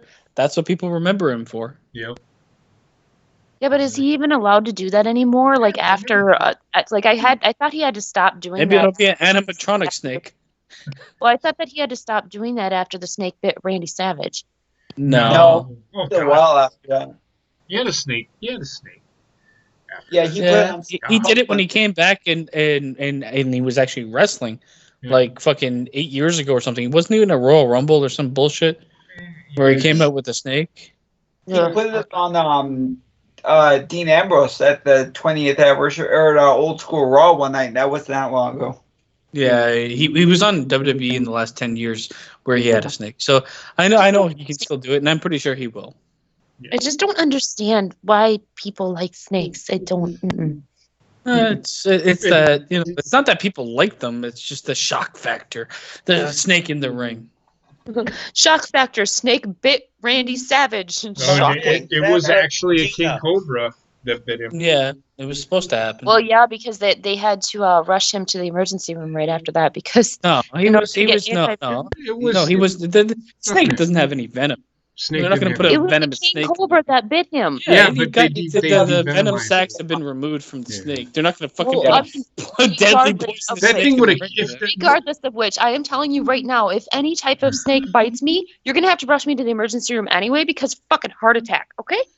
no, right, You but know? for as long as that snake had that That is clamp on. clamp on, it would have killed him. Would've Yeah, killed the Yeah, snake has no venom. So him. He still had. It was still Yeah. enough there. That, I mean, there was. He still felt a little weary, but it wasn't enough to. So, but yeah. So, Always remember this. Well, I thought they had to Without take it. snakes, go I'm ahead. sorry, but Go ahead. Baba, Bobby. are you like on a different planet? damn it. you're okay, Bob. It's just You sound you're like super far away. No, Yeah, he's you- gone. What'd you That's say, all. Bob? Nope, he His left. Skype shit out. Yeah, he sounded super far away from me. Yeah. There he Oh. is. You sound super far away from me, Trek. What the fuck? All right. Gina, always remember, without snakes, we would have a severe rat problem. That's You know true. what? There's rat poisoning for a reason. Well, Little Miss climate change over here. Mm-hmm. Just What, saying. Greta? You know what? That's The poison. climate can go ahead and change if it means I don't have to deal with fucking snakes. Okay? Well, snakes Snakes aren't bad, man. Snakes are actually I fucking hate snakes. But yeah, with Randy Savage, I could have sworn that I had watched a documentary somewhere that said that he actually got sick after that snake bit him. No, he might have. But I mean, he what's wasn't the because dark side of the ring with it? Because Yeah, that was Randy something. Savage is like they go into that a lot. Wait, Yep. they do? Oh, I don't want to watch that. I don't want to see the snake biting him. God damn No, it. they don't go into that a lot. They just. Well, go they in- do show it in close-ups Oh, multiple I, times. well, I'll just have to close my eyes. Whatever. No, just watch it. Just enjoy it. the psychology.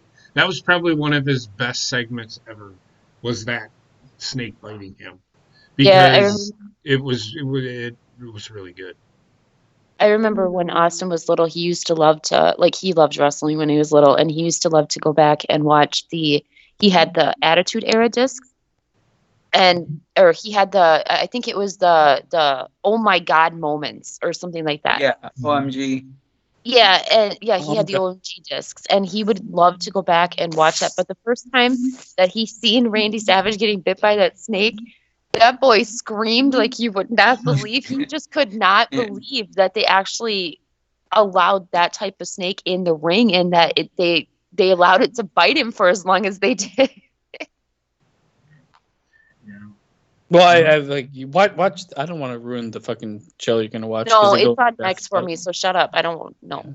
So anyway, what they said in the show was, Okay. whatever. He's gonna come up with a snake and he's gonna shove it up Cody Rhodes' ass.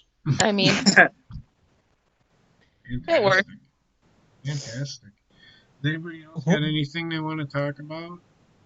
Not really. Just that the complete series for the Chris Benoit Dark Side of the Ring comes out this Tuesday. Okay. Part 1's out on YouTube right now. It's really good. Yep. But the whole series comes out on Tuesday. The whole series. How many fucking shows do they do Well, on Chris Benoit? 10 Not the episodes. series. There's 2 parts. The first and second part are released fully. Yeah, I hope the of second Chris part Benoit comes- series on Brought Tuesday. to you by Bowflex. So horrible. We're going to hell. Oh, No, he's going to hell, not me. I'm an angel. You shut up. Oh, shit. so full of shit. Okay, You're gonna end up in a snake pit. Up my halo, okay? That being So- said, my fucking. So wait, I got a great thing for you. So Braun Strowman. Oh God. Okay, yeah. Well, let's talk about No, that. why did you have to bring this up? Go I ahead. hate you. Go ahead, Beast. No, so Braun Strowman is being kind of lambasted for a tweet he put out. Now, it's not even a tweet. I think it was on Instagram. I don't have Instagram, so I don't know the context so much of what followed with Oh, it was a that statement. I don't think Okay, it was so- a tweet. I think it was on Instagram. It's like people have apparently, quoted it. it all started. Dark Uno. I think that's who it is, isn't it? Evil Uno? Evil Uno. Evil I'm Uno. starting to get high, so just That's Evil, what- that's Evil Uno put out a thing on Instagram. Please support your indie wrestlers. This, that, or the other thing. And then Braun Strowman put out that message that he put. okay. That's Which what- basically was saying, nobody should really be begging for money, kind of thing.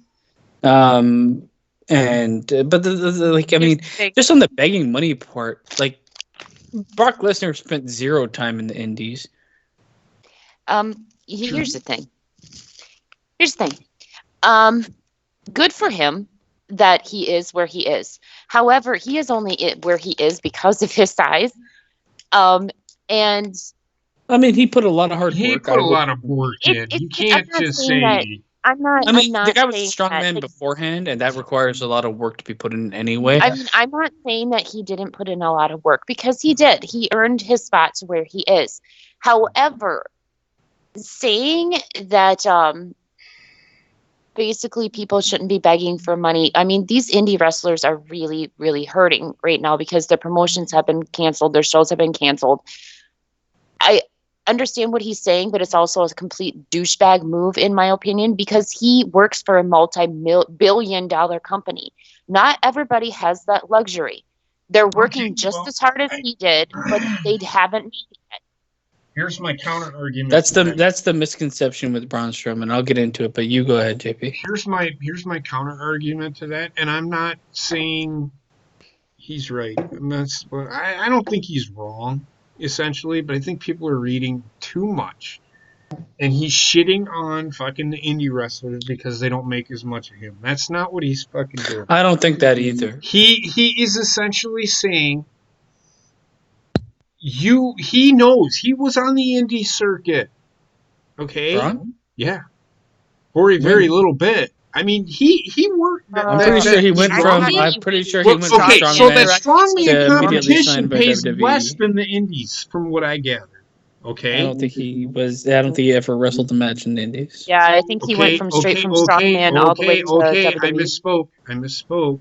The strongman competition doesn't pay a lot. In fact, it pays No, and less. it's a more difficult marketplace than indie wrestling. Yes. So that being said, my thing. What he should have said, if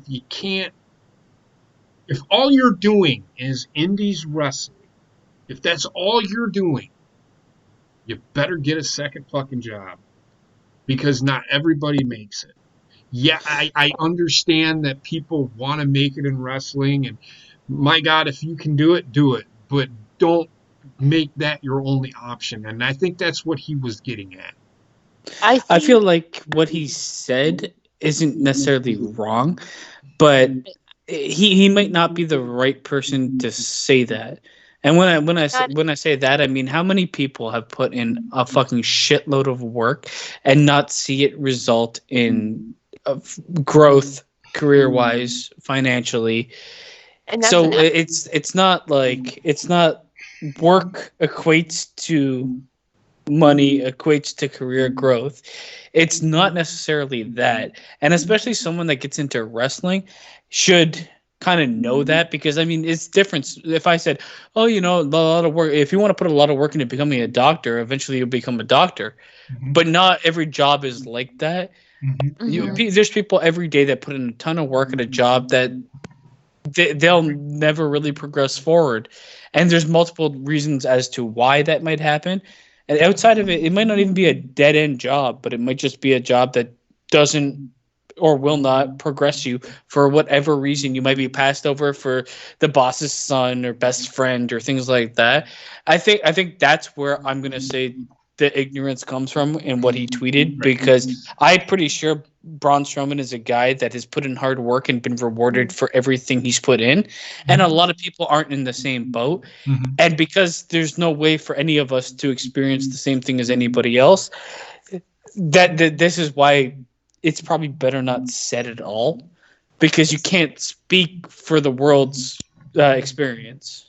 I feel like I understand what he was trying to say, but the way that he said it just made him come off as if he is somebody that has absolutely no empathy for something that somebody else is going through at the time. Like, it really made him come off sounding like a condescending rich asshole. And I don't think that that's how he meant it. That's just how it made him come off. It was worded completely. I think it was limited to his viewpoint of how he has got to where he was.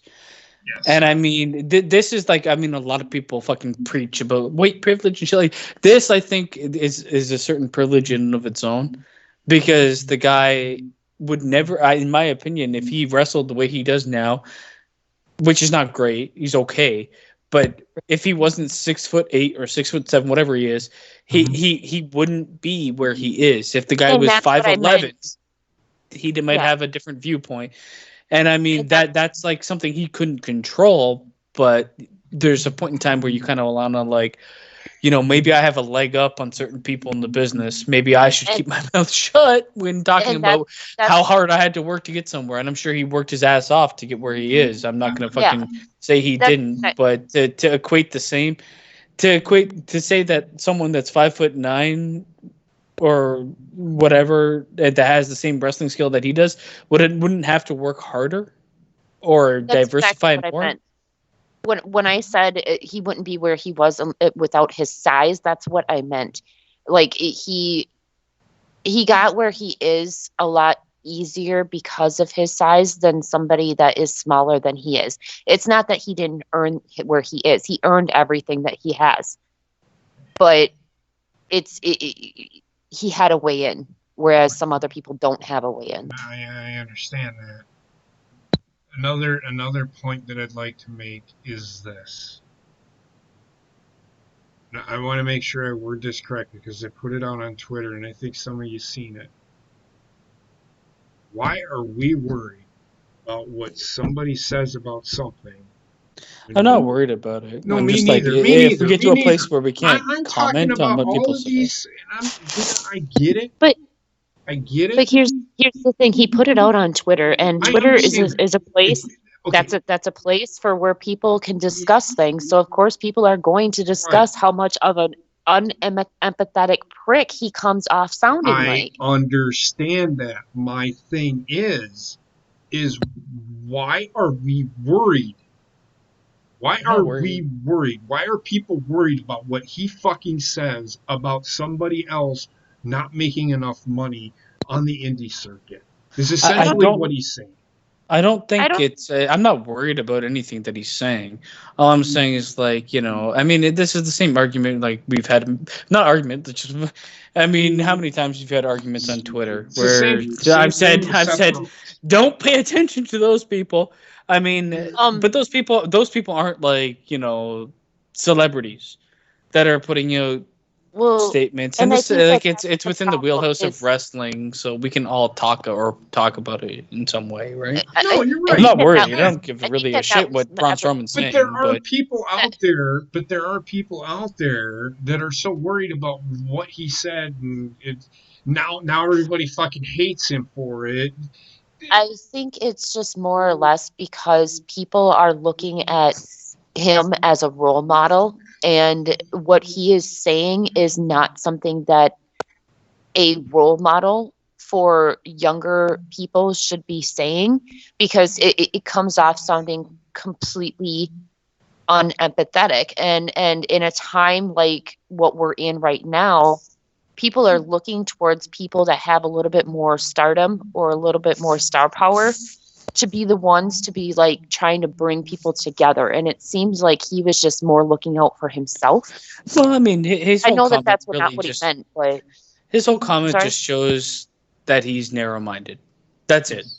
Yeah. That's it. He's speaking from his own experience because most of us, that's all we can do. But like, try to put yourself in someone else's shoes. And I mean, the people, like, I mean, you're a fucking tall monster. You probably haven't been told no very much. well, and I think you touched on it really, like you hit the right word earlier, Basement, to describe like why people were getting so upset. And it was basically like it came off sounding very like privileged. He does have all this money. But that's the whole like the color of your skin privilege thing is always bullshit. Someone being born into a rich family, that could be privilege. That kind of stuff I can get behind. The color of your skin means absolutely nothing. More along the lines of like, I guess the gifts that you have or were born with could potentially be seen as in that way.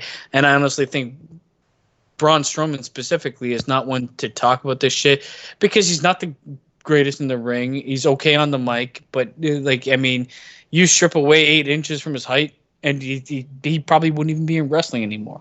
And the whole thing that I think a lot of people had an issue with was just the kind of arrogance that was behind it, because it was like, I mean, yes, he earned everything that he he earned everything that it took. But the thing, a lot of people but he didn't focus on that. Like he didn't say, "Oh, I did this, this, and this." Until I got the call, and then $150, I got packed everything in my blah blah blah. He didn't touch on all of that. It just it was worded wrong. That's all. Well, I mean, too, like a lot of okay, I don't know, like fuck, I lost my train of thought. And a lot of people, like when you see people that are coming off as if they're like very arrogant and kind of condescending, or like that better than you attitude, pisses a lot of people off. So okay, this is what I was gonna say. He has the idea, I think, and this is the way it sounded to me. He has the idea that people that aren't, like pursuing or have gotten their dream job or the money that comes along with that haven't tried hard enough. Or they should just give up on their dreams and no, but like I mean, get the another idea that people that work in like lower class jobs aren't trying or haven't tried. I mean, this is why I said originally, like he might have been always in the position of his hard work paying off. That's not the same for everybody. A lot of people put in a fucking shitload of hard work and never really get noticed or get appreciated for what they put in. He just so happens to be in the entertainment business, and that pays better than anything else. But to kind of put it in a way where it makes the people, he basically said, if your job is not paying you enough, get a different job. That's not always an option for most people that exist in a world that's not some sort of high fantasy. Yeah, and that's where I do agree with where that's where I will say he was wrong. I think he should have worded it. I mean, indies wrestlers, they don't pay a lot. And again, these wrestlers are adults. They should know this. And for them to. And if it is their only profession, they're dumb. Because it doesn't pay a lot. Well, they might also be the type of person that's, I'm gonna like a lot of these people that are indie wrestlers stuck with it when they should have stopped, and now they're huge names. Mm-hmm. So like, it's just like everything he said didn't need to be said. No, in my honest opinion, I just think people took it out of context. It was like the Seth Rollins thing. I think it was Seth Rollins thing. I think it was taken out of context because I don't think he meant to be that condescending or sounding that condescending. It just came off. It was very bad timing because I know yesterday, like there was GCW, I think it was, did a big show where all proceeds from fans that were paying for the show were getting split between the indies wrestlers in order to help these guys out during this time. Right. And I think that like him posting that just kind of, it was really bad timing. I think if you would have posted that any other time when there wasn't a major crisis going on, then it would have kind of been blown over. I can tell you right now, it wouldn't have been.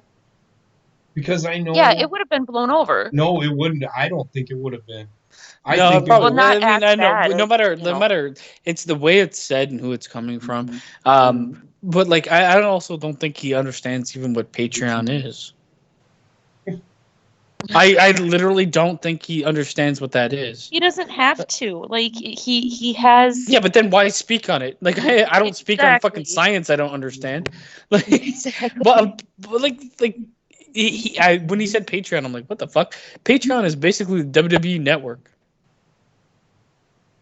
Yeah, I can disagree with that. In what way?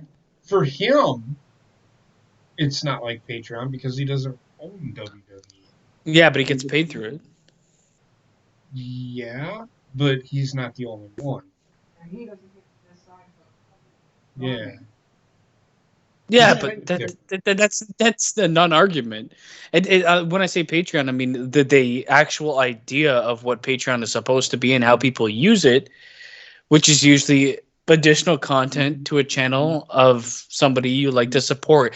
So you want to support them extra and pay them extra money to get content that's not available on regular cable.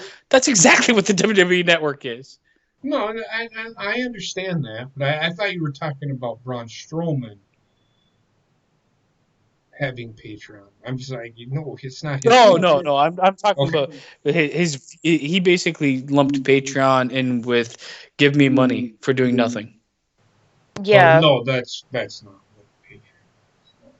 Well, and I think like the whole thing just kind of made it seem like he didn't respect what indie wrestlers are doing, and it made it seem almost as if he thought he had this image in his head that indie wrestlers aren't earning what they're doing. And yeah, I know a lot of them have GoFundMe pages right now in order to kind of help them stay alive, but they still have earned what how can I put it?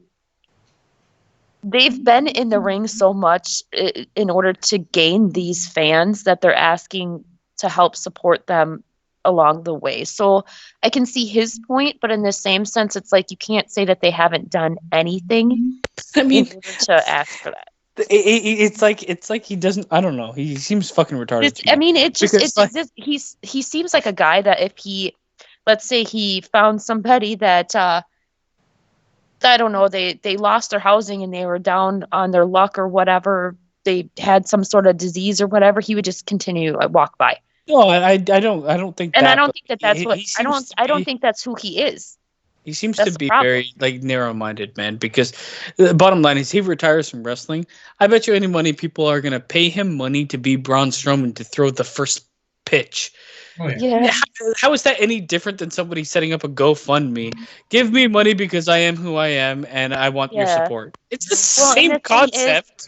You're right. The thing is, I know that that's not who he is because, like, you've seen so many different times when, like, he's going to see these, I like, think he's make a just kind of wish people, and he's going to see make a wish people, or he's going to see people in cancer hospitals, you know. And I know that that's part of being in WWE, but in the same sense, you can see how much joy that seeing those like make a wish kids brings to him. So you know he's not that person, but it just made him come off as that kind of person. Well, It's people just are- like he doesn't have. I guess I think it comes down. A lot of the shit comes down to just like life experience and how much you're gonna I think put yourself in other people's shoes or see the concept before the idea. yes. Like the concept of what he's saying is he's basically hating on what WWE is doing anyway, but hating on other people for doing it because it looks selfish because they're doing it as a person instead of a company. A company, right? I essentially what I'm saying is if you are going to hate Braun Strowman just because I of don't what hate he- Braun Strowman. No, I I'm like not saying you. I'm no not no saying like I'm anybody. just saying, and I'm just I don't think anybody if should. you are one of those It's a people tweet. that is coming Fuck back face. at John Cena, coming back at Braun Strowman and saying, "I hate you now. I don't ever want to support you." This, that, or the other. You are a complete fucking idiot because Well, they have the same narrow-minded point of view that he Yeah. does.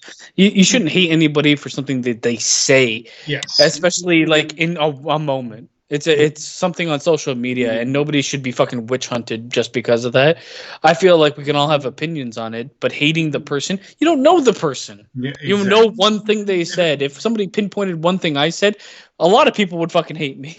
Essentially, that's what I was getting at with this whole thing when I said, "Why are people worried about it?" You all, if you do this, stop being a wrestling fan because they all say some pretty dumb shit. Yeah, look at fucking what's his face, Tyler Breeze. I've got 18 houses. Yeah, Yeah, it's like I don't know. They But they in the come same off a bit sense, like scummy.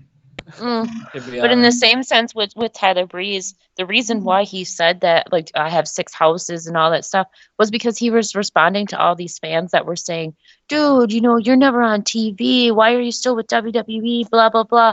And basically what he was saying was WWE is the reason why I am able to own 6 houses and why Maybe I you am should able have to said own that. and operate my own but he did. He said WWE is the reason why I'm able to own 6 houses and why I'm able He to said I own and own operate 6 my own houses. wrestling. I'm pretty sure he said I own 6 houses and do something. Right, but And did he not say like what are you doing? yes, but did you not see that was a response to a fan? Did you not see what the fan wrote? No, Because the fan basically told him that he was a failure in WWE, and he wanted to know why he Yeah, but, hadn't like, left I WWE mean- to go to AEW yet, and that's why he said, "Dude, I Why do I you have to, all like, of this stuff because of WWE." Why do you have to like sink down to their level? Just say I, I don't haven't left know. I mean- WWE because they pay me really well. But in the same sense, That- Tyler that's- Breeze. That's the answer. You don't have to be But like in the same sense, I have but 6 by- houses and 17 tigers.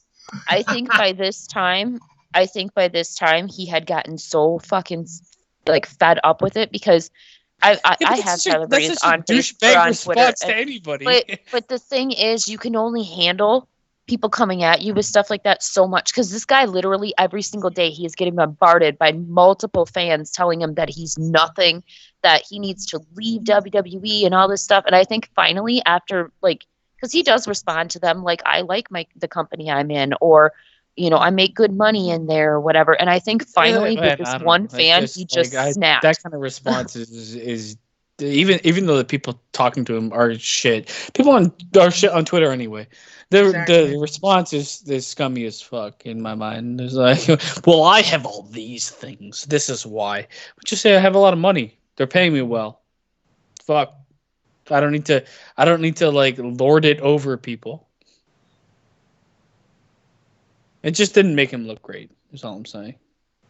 You don't have to bring yourself down to the level of people that are hating on you when they hate on you. But I mean, I think that goes for anybody. I mean, anybody is going to have a breaking point when people are coming at them over and over and over again. And sometimes you say shit that's just like, you know that it's going to be the end of the argument. And I think that might have been the situation for him. Yeah, but I think I'm not saying it didn't come off as douchey, you know. It's going to negatively impact somebody that's in that fucking realm of, you know, a figure in social and like entertainment and a social figure.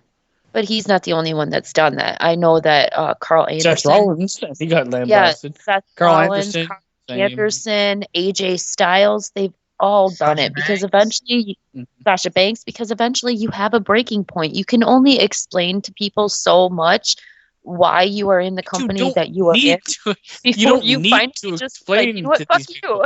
But you don't need to explain to these people.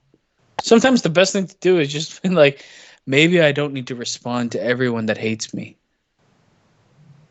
Well, I don't know. I just feel like fucking exercise some sort of restraint. You don't need to come off like a fucking rich bitch. You are correct. You are correct. I that I do agree with. I mean, I wouldn't have. I think what the person was trying to say, you're a failure as a wrestler in WWE.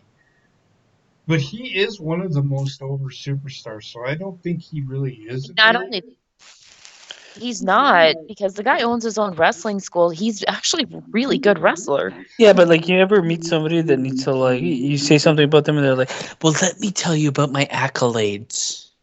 Oh, Yeah, man. And you immediately hate exactly. So that's what I'm saying. Just say, you know, they pay me well and I love what I do. Yeah. So fuck off. Yep. There you go. Not, I have 6 houses. Like, what the fuck is this?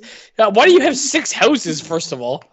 Okay, so speaking of people that are doing dumb shit online, did anybody happen to see the fucking Undertaker and Michelle McCool Tiger? Oh my god. Like, don't even get me started. What did I say? It was just them supporting. I know, but what did I say? I wish Undertaker retired before he killed his character. Okay, but like, here's the thing.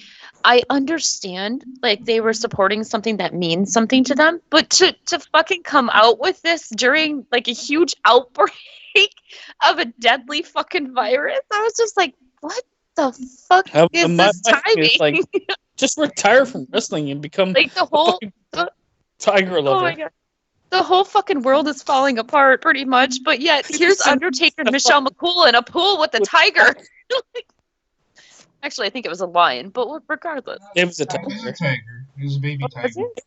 Okay, I don't know. but It was pretty like big. it was just But it was like just so like, Undertaker, man, you were the last kayfabe, and now look at you in a fucking pool with a tiger. I just With I found replaced the timing of hips, it. still wrestling for some fucking reason. The timing of it was fucking hilarious to me because, like, you know, everybody in the world is freaking out because of this virus, and like, you have people being locked in their houses, but yeah, here these fuckers are these rich assholes in a fucking pool with a tiger. Like, You know what I think it is? I think Michelle McCool was probably like, oh man, I'm working with this like animal refuge so much. It would be really helpful if you lended like your face to it. Undertaker's like, bitch. Oh. I'm gonna have to. I'm gonna have to. I Oh my God. don't know. It seemed like so out of left field, and especially since like the whole fucking storyline for Undertaker is built off of, you know, you're just an old man. He's like, well, I get let me why just they give- did it. I get why they did it. I just the timing of it. When is Right, it ever exactly. a good time for somebody to sit in a fucking pool with a fucking tiger? fucking tiger. Don't make me laugh too hard because I might go into full fucking convulsion spasms over The here. entire time, like, the Undertaker's face, was this just me, or was he like really keeping an eye on that fucking tiger to make No, sure he was that reading off a teleprompter. You could tell. Yeah. They should have had the fucking Oh my feet God. like lurking halfway out of the water in the background. The end of the fucking thing. The end of the thing was best. He goes, "Or we're all never gonna rest in peace." Get the fuck out of here. Yeah. This guy's studying fucking to fucking telemarketing fucking Teleprompter. scheme. Oh my god, it was He so is. If you or a loved one want to donate money to a tiger, because a tiger is going to save our lives. And I just shut the fuck up. Don't talk.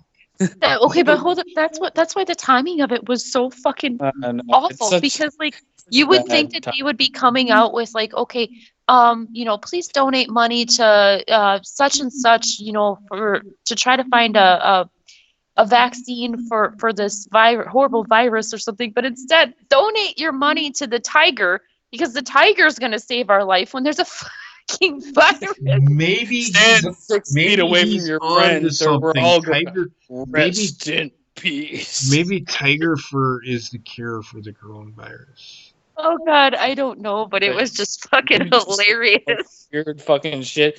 I like, holy fucking Christ, man. Like, not only is everything else going on so weird, but then you have Undertaker in a pool with a tiger. This has been a really weird time. Right? Shit. Like, what the fuck? Yeah, You better come out with the riding the fucking tiger to WrestleMania. I'm not looking forward to the match between him and AJ Styles. I'm not. That's one match I don't care to see. Really, there's only 2 or 3 matches that I really care to see on this WrestleMania card, to be honest with you. The match that I cared to see, I don't care to see that much anymore either because there's no crowd. Yeah, And it's not on them. It's just, that is what it is. yeah. The only built-up match has been hampered, and all the other matches, they're still there. That's true. Track, Fucking- got anything, Track? No, we covered everything. You're fired. You never have anything to fucking say. Bobby, you got anything you want to talk about?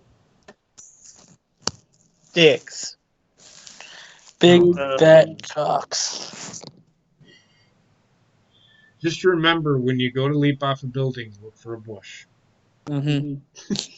Will do. I just fucking shit. Hey, you think what I'm thinking? A bush. I'm sitting here thinking they're really gonna land in a bush. My god. No. The other guys? Dude, I'm so I'm pissed that you waiting- guys I'm watched waiting- it and I missed it. I'm waiting. The funny thing about that scene is I was waiting for them to both to pop up right after it happened. Like, we're good. And immediately goes to the funeral. That's so good. Oh my god. And then he kept on talking about it. She's okay. She's alright. She's not bad. Yeah, his wife. Yeah. That was so good. Oh my And god, then- when he turns Call into- me. when he starts talking like the fucking damn Well, Daddy, don't my play. favorite part, He turned into a pimp at the end. the part where this Get it lady, the okay. last time I get to see you, and they look at he looks at her and they start taking her clothes off. I'm gonna break your hip. Oh my god. This is great, man. That's It was top. good. It was a good movie, man. So last night I was sick of wrestling. Watched SmackDown. I'm like, fuck this. Me, Basement, Heather, and Trek watched Police Academy, which is one of my all-time favorite. I Just- love Police Academy. Oh my god! I fucking the parody comedies are my favorites. And then we watched the other guys. It was so fun. I say we do that once a week. It's just I'm really upset that I missed this. I fell asleep, but I'm really upset I that tried to get them to watch Tropic Thunder, but they couldn't get it. Oh my god, we gotta watch Tropic I Thunder. can't watch it. I don't know. Why? You're gonna have to for the time. I have to go buy the movie, and I don't know if I want to spend my money on a movie like that. It's $3. Watch Super Troopers. Super Troopers. I love Super Troopers. It's one of my favorite. It's like one of my movies. favorites. Yeah. Beer Fest. Oh, I fucking love Beer Fest is good too. We need to all he, break outdoors one night. he ends up going into the fucking beer tank, and I'll drink my way out. Instantly dies. he almost Wait. makes it. I know. What did you say? The Great Outdoors? We need to watch The Great Outdoors one night. I've watched there's that so one so many. many times. Yeah, I've seen it so Caddyshack. many times. Caddyshack's a good one. I fucking love that movie. I'd be down Thank to you. watch something tonight. I'm down. What time is it? 1:00. Yeah, I'm down. It's 1 o'clock. Yeah, I'm down. I gotta take a got it. shit I out of actually my gotta get up tomorrow. I got families coming tomorrow, but I'd be Yeah. down any other time. But with that being said, I'm high as fuck. I'll probably pass the fuck out. Or you that can being- stay and watch a movie. It could be the best time. Look, I am high enough where I might be influenced to do that, but Yes. and no, I'm I'm gonna not influence them. smoking weed. I actually had a couple of drinks and I took a painkiller. I'm not a painkiller, it's Fuck a the dick, relaxer. dude. So I'm feeling pretty good about myself right now. I still hurt We when I should walk watch- though. We should watch Central Intelligence. Central Intelligence. I What is that? don't. I'm not a fan of the Rock's movies, man. Seriously? No. Oh, I love that movie. I fucking What about can't Get stand Hard? Get Hard. Why does this sound so familiar to me? Because it's Will Ferrell and Will Tom Ferrell. Anything Pepper. with Will Ferrell, I don't mind. Like Step Brothers, like a but movie. Basement didn't get it. Yeah, it's not on YouTube for me. Get Hard isn't? Do you want me to end the show though? Yeah, I yeah. mean, I that guess would probably we're- be good. we have nothing else to say about wrestling. You know what? Support your Tigers. So that being said, look, my only advice is, and this is me being a wrestling fan of almost 40 years, or well over 40 years now. Well, it is 40 years almost. Don't read into what these people are saying. Somebody actually, I got blocked by somebody because I actually said Seth Rollins really isn't a douchebag, because he's really not. I know a guy that actually knows him, and he's actually a really good guy. He Doesn't keeps seem like a douchebag, to be honest. he keeps it. He isn't though, and that's the thing. It's just he's defending the company that he works for. He stays home. He doesn't go places. Doesn't go out. Doesn't do it. And this is even before he became big time. He's a very private person from what I get. That's why he doesn't like getting his photo taken at fucking convenience stores at 3 o'clock in the morning. For everyone out there that's having problems paying their bills and stuff, work harder and get a different career. Or get a second job. I mean, hey. Suck a dick or two. I get it. I mean, let's watch Superstar. I get it. But I'm not gonna. Gina's over. Let's watch Superstar. I'm gonna go take a piss out of my ass. That means he's got the diarrhea. So, that being said, I want to thank everybody for being here. We don't have much news. We just sat around and talked. This is usually what we do on a night when we're not streaming. We actually sit around and just talk about whatever. And mostly it's wrestling, and sometimes it's about the coronavirus and how we feel about it. You know, whatever. I know there's some people out there having a tough time with this whole coronavirus thing, and I know of one person that is friends of all of ours. I haven't heard back from him in a while. Yeah, I haven't heard anything either. That he hasn't gotten the results back. I don't know. But man, my Skype is open. My DMs are open. Do not. And I'm going to be straight up honest with you. If you are sick or a sickly person, please stay home. For me, I don't have to. I have a pretty strong immune system. I don't go anywhere anyway. I usually stay home, except for when I go to work or the grocery store. I go to see my family. I don't come into contact with. I fucking hate people. Okay? Same. I hate people. I hate Well, big and crowds. Go ahead. I'm sorry, but like, I know he's freaking out, but I mean, there's I've been hearing a lot about people that they have fevers, and that's like the only thing that they're getting out of, like, they have the coronavirus, but they're only getting fevers. I have had a fever for the past 3 days, but I'm staying chill because, I'm not going to freak out about it. But like JP said, all of our DMs are open. Skype's open. And hopefully it comes back that it's negative. And I did tell this person, and I'm not going to name his name. I'm pretty sure everybody knows who I'm talking about. Yeah. I told him my Skype was open. All you had to do is say, "Hey, can we talk?" And I'm right there. I mean, I will be able to talk with them at work. Heather's here. She'll talk to you. She's mean as fuck, by the way. She's not in the room. That's what I think. But I'm telling. I don't care. But seriously, in all seriousness, I come off as an asshole when it comes to this shit. But I come off as an asshole because I'm one of those people that is not going to change just because everybody says I have to. I'm not going to do it. I'm going to continue to live my life. I'm not going to live in fear. Okay? That's my because if I start living in fear, my daughter's going to be like, you get what I mean. I just Screaming. I don't buy into that shit. Go ahead. I'm sorry, I have been quarantined since Wednesday and I'm going fucking nuts. And my kids are going nuts.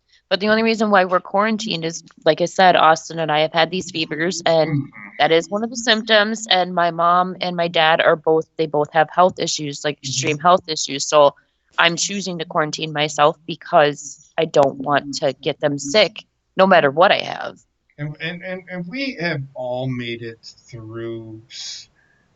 I've seen worse things than this virus, to be honest with you. So we're going to make it through this. Stop buying all the fucking toilet paper. Stop buying all the pasta. Stop buying all the rice. Jesus fucking Christ. Mm-hmm. Just stop. It's unnecessary and unwarranted. You're causing mass panic for absolutely no reason. And you're buying all this shit, and then the next thing you're going to fucking hear is that we have starving people because everybody bought the fucking rice, everybody bought the fucking noodles, and that just sounded really bad, but fucking toilet paper. If you go through fucking Chinese. If you go through 300 rolls of fucking toilet paper in what's wrong with your ass? Something's wrong with you. And I know, Gina, you said that you have what? Explosive diarrhea more often than not. I have what? Nothing. What? I don't know what Nothing. he's trying to say. No, He's it's all trying good. to say I have Stop buying toilet paper. Stop buying In my toilet defense, paper. I did not buy any toilet paper. I bought a 4-pack the other day, but I was legitimately running out of toilet paper. Why do you buy so much toilet paper? She loves beans. Because the only thing that they had at the store was a 4-pack of toilet paper, and I needed toilet paper because we were almost out. But how come you're almost out? Because my son feels like he needs to use a whole roll whenever he goes. Blame the kid. Blame the kid. It's always the kid's fault. Oh, it is. He'll admit it. Yeah, but that being said, everybody seriously stay safe. And stop buying all the fucking diapers, because I have friends that have kids, like they have babies that they can't find diapers for because people are hoarding them. Support tigers. Support tigers. Tigers. And get a second job. And end the fucking show already. And slackers. Everybody have a great night. We'll talk to you next week on This Week in Wrestling, when hopefully my back will be better. And we're gonna make him take a fucking pill just in case. You know? I wish it was 6'8". We're 6'6". Can't be 6'7". Hi everybody. Bye everybody. Have a great. What? 6'6" with shoes on. I'm 6'8". Is that 6 foot?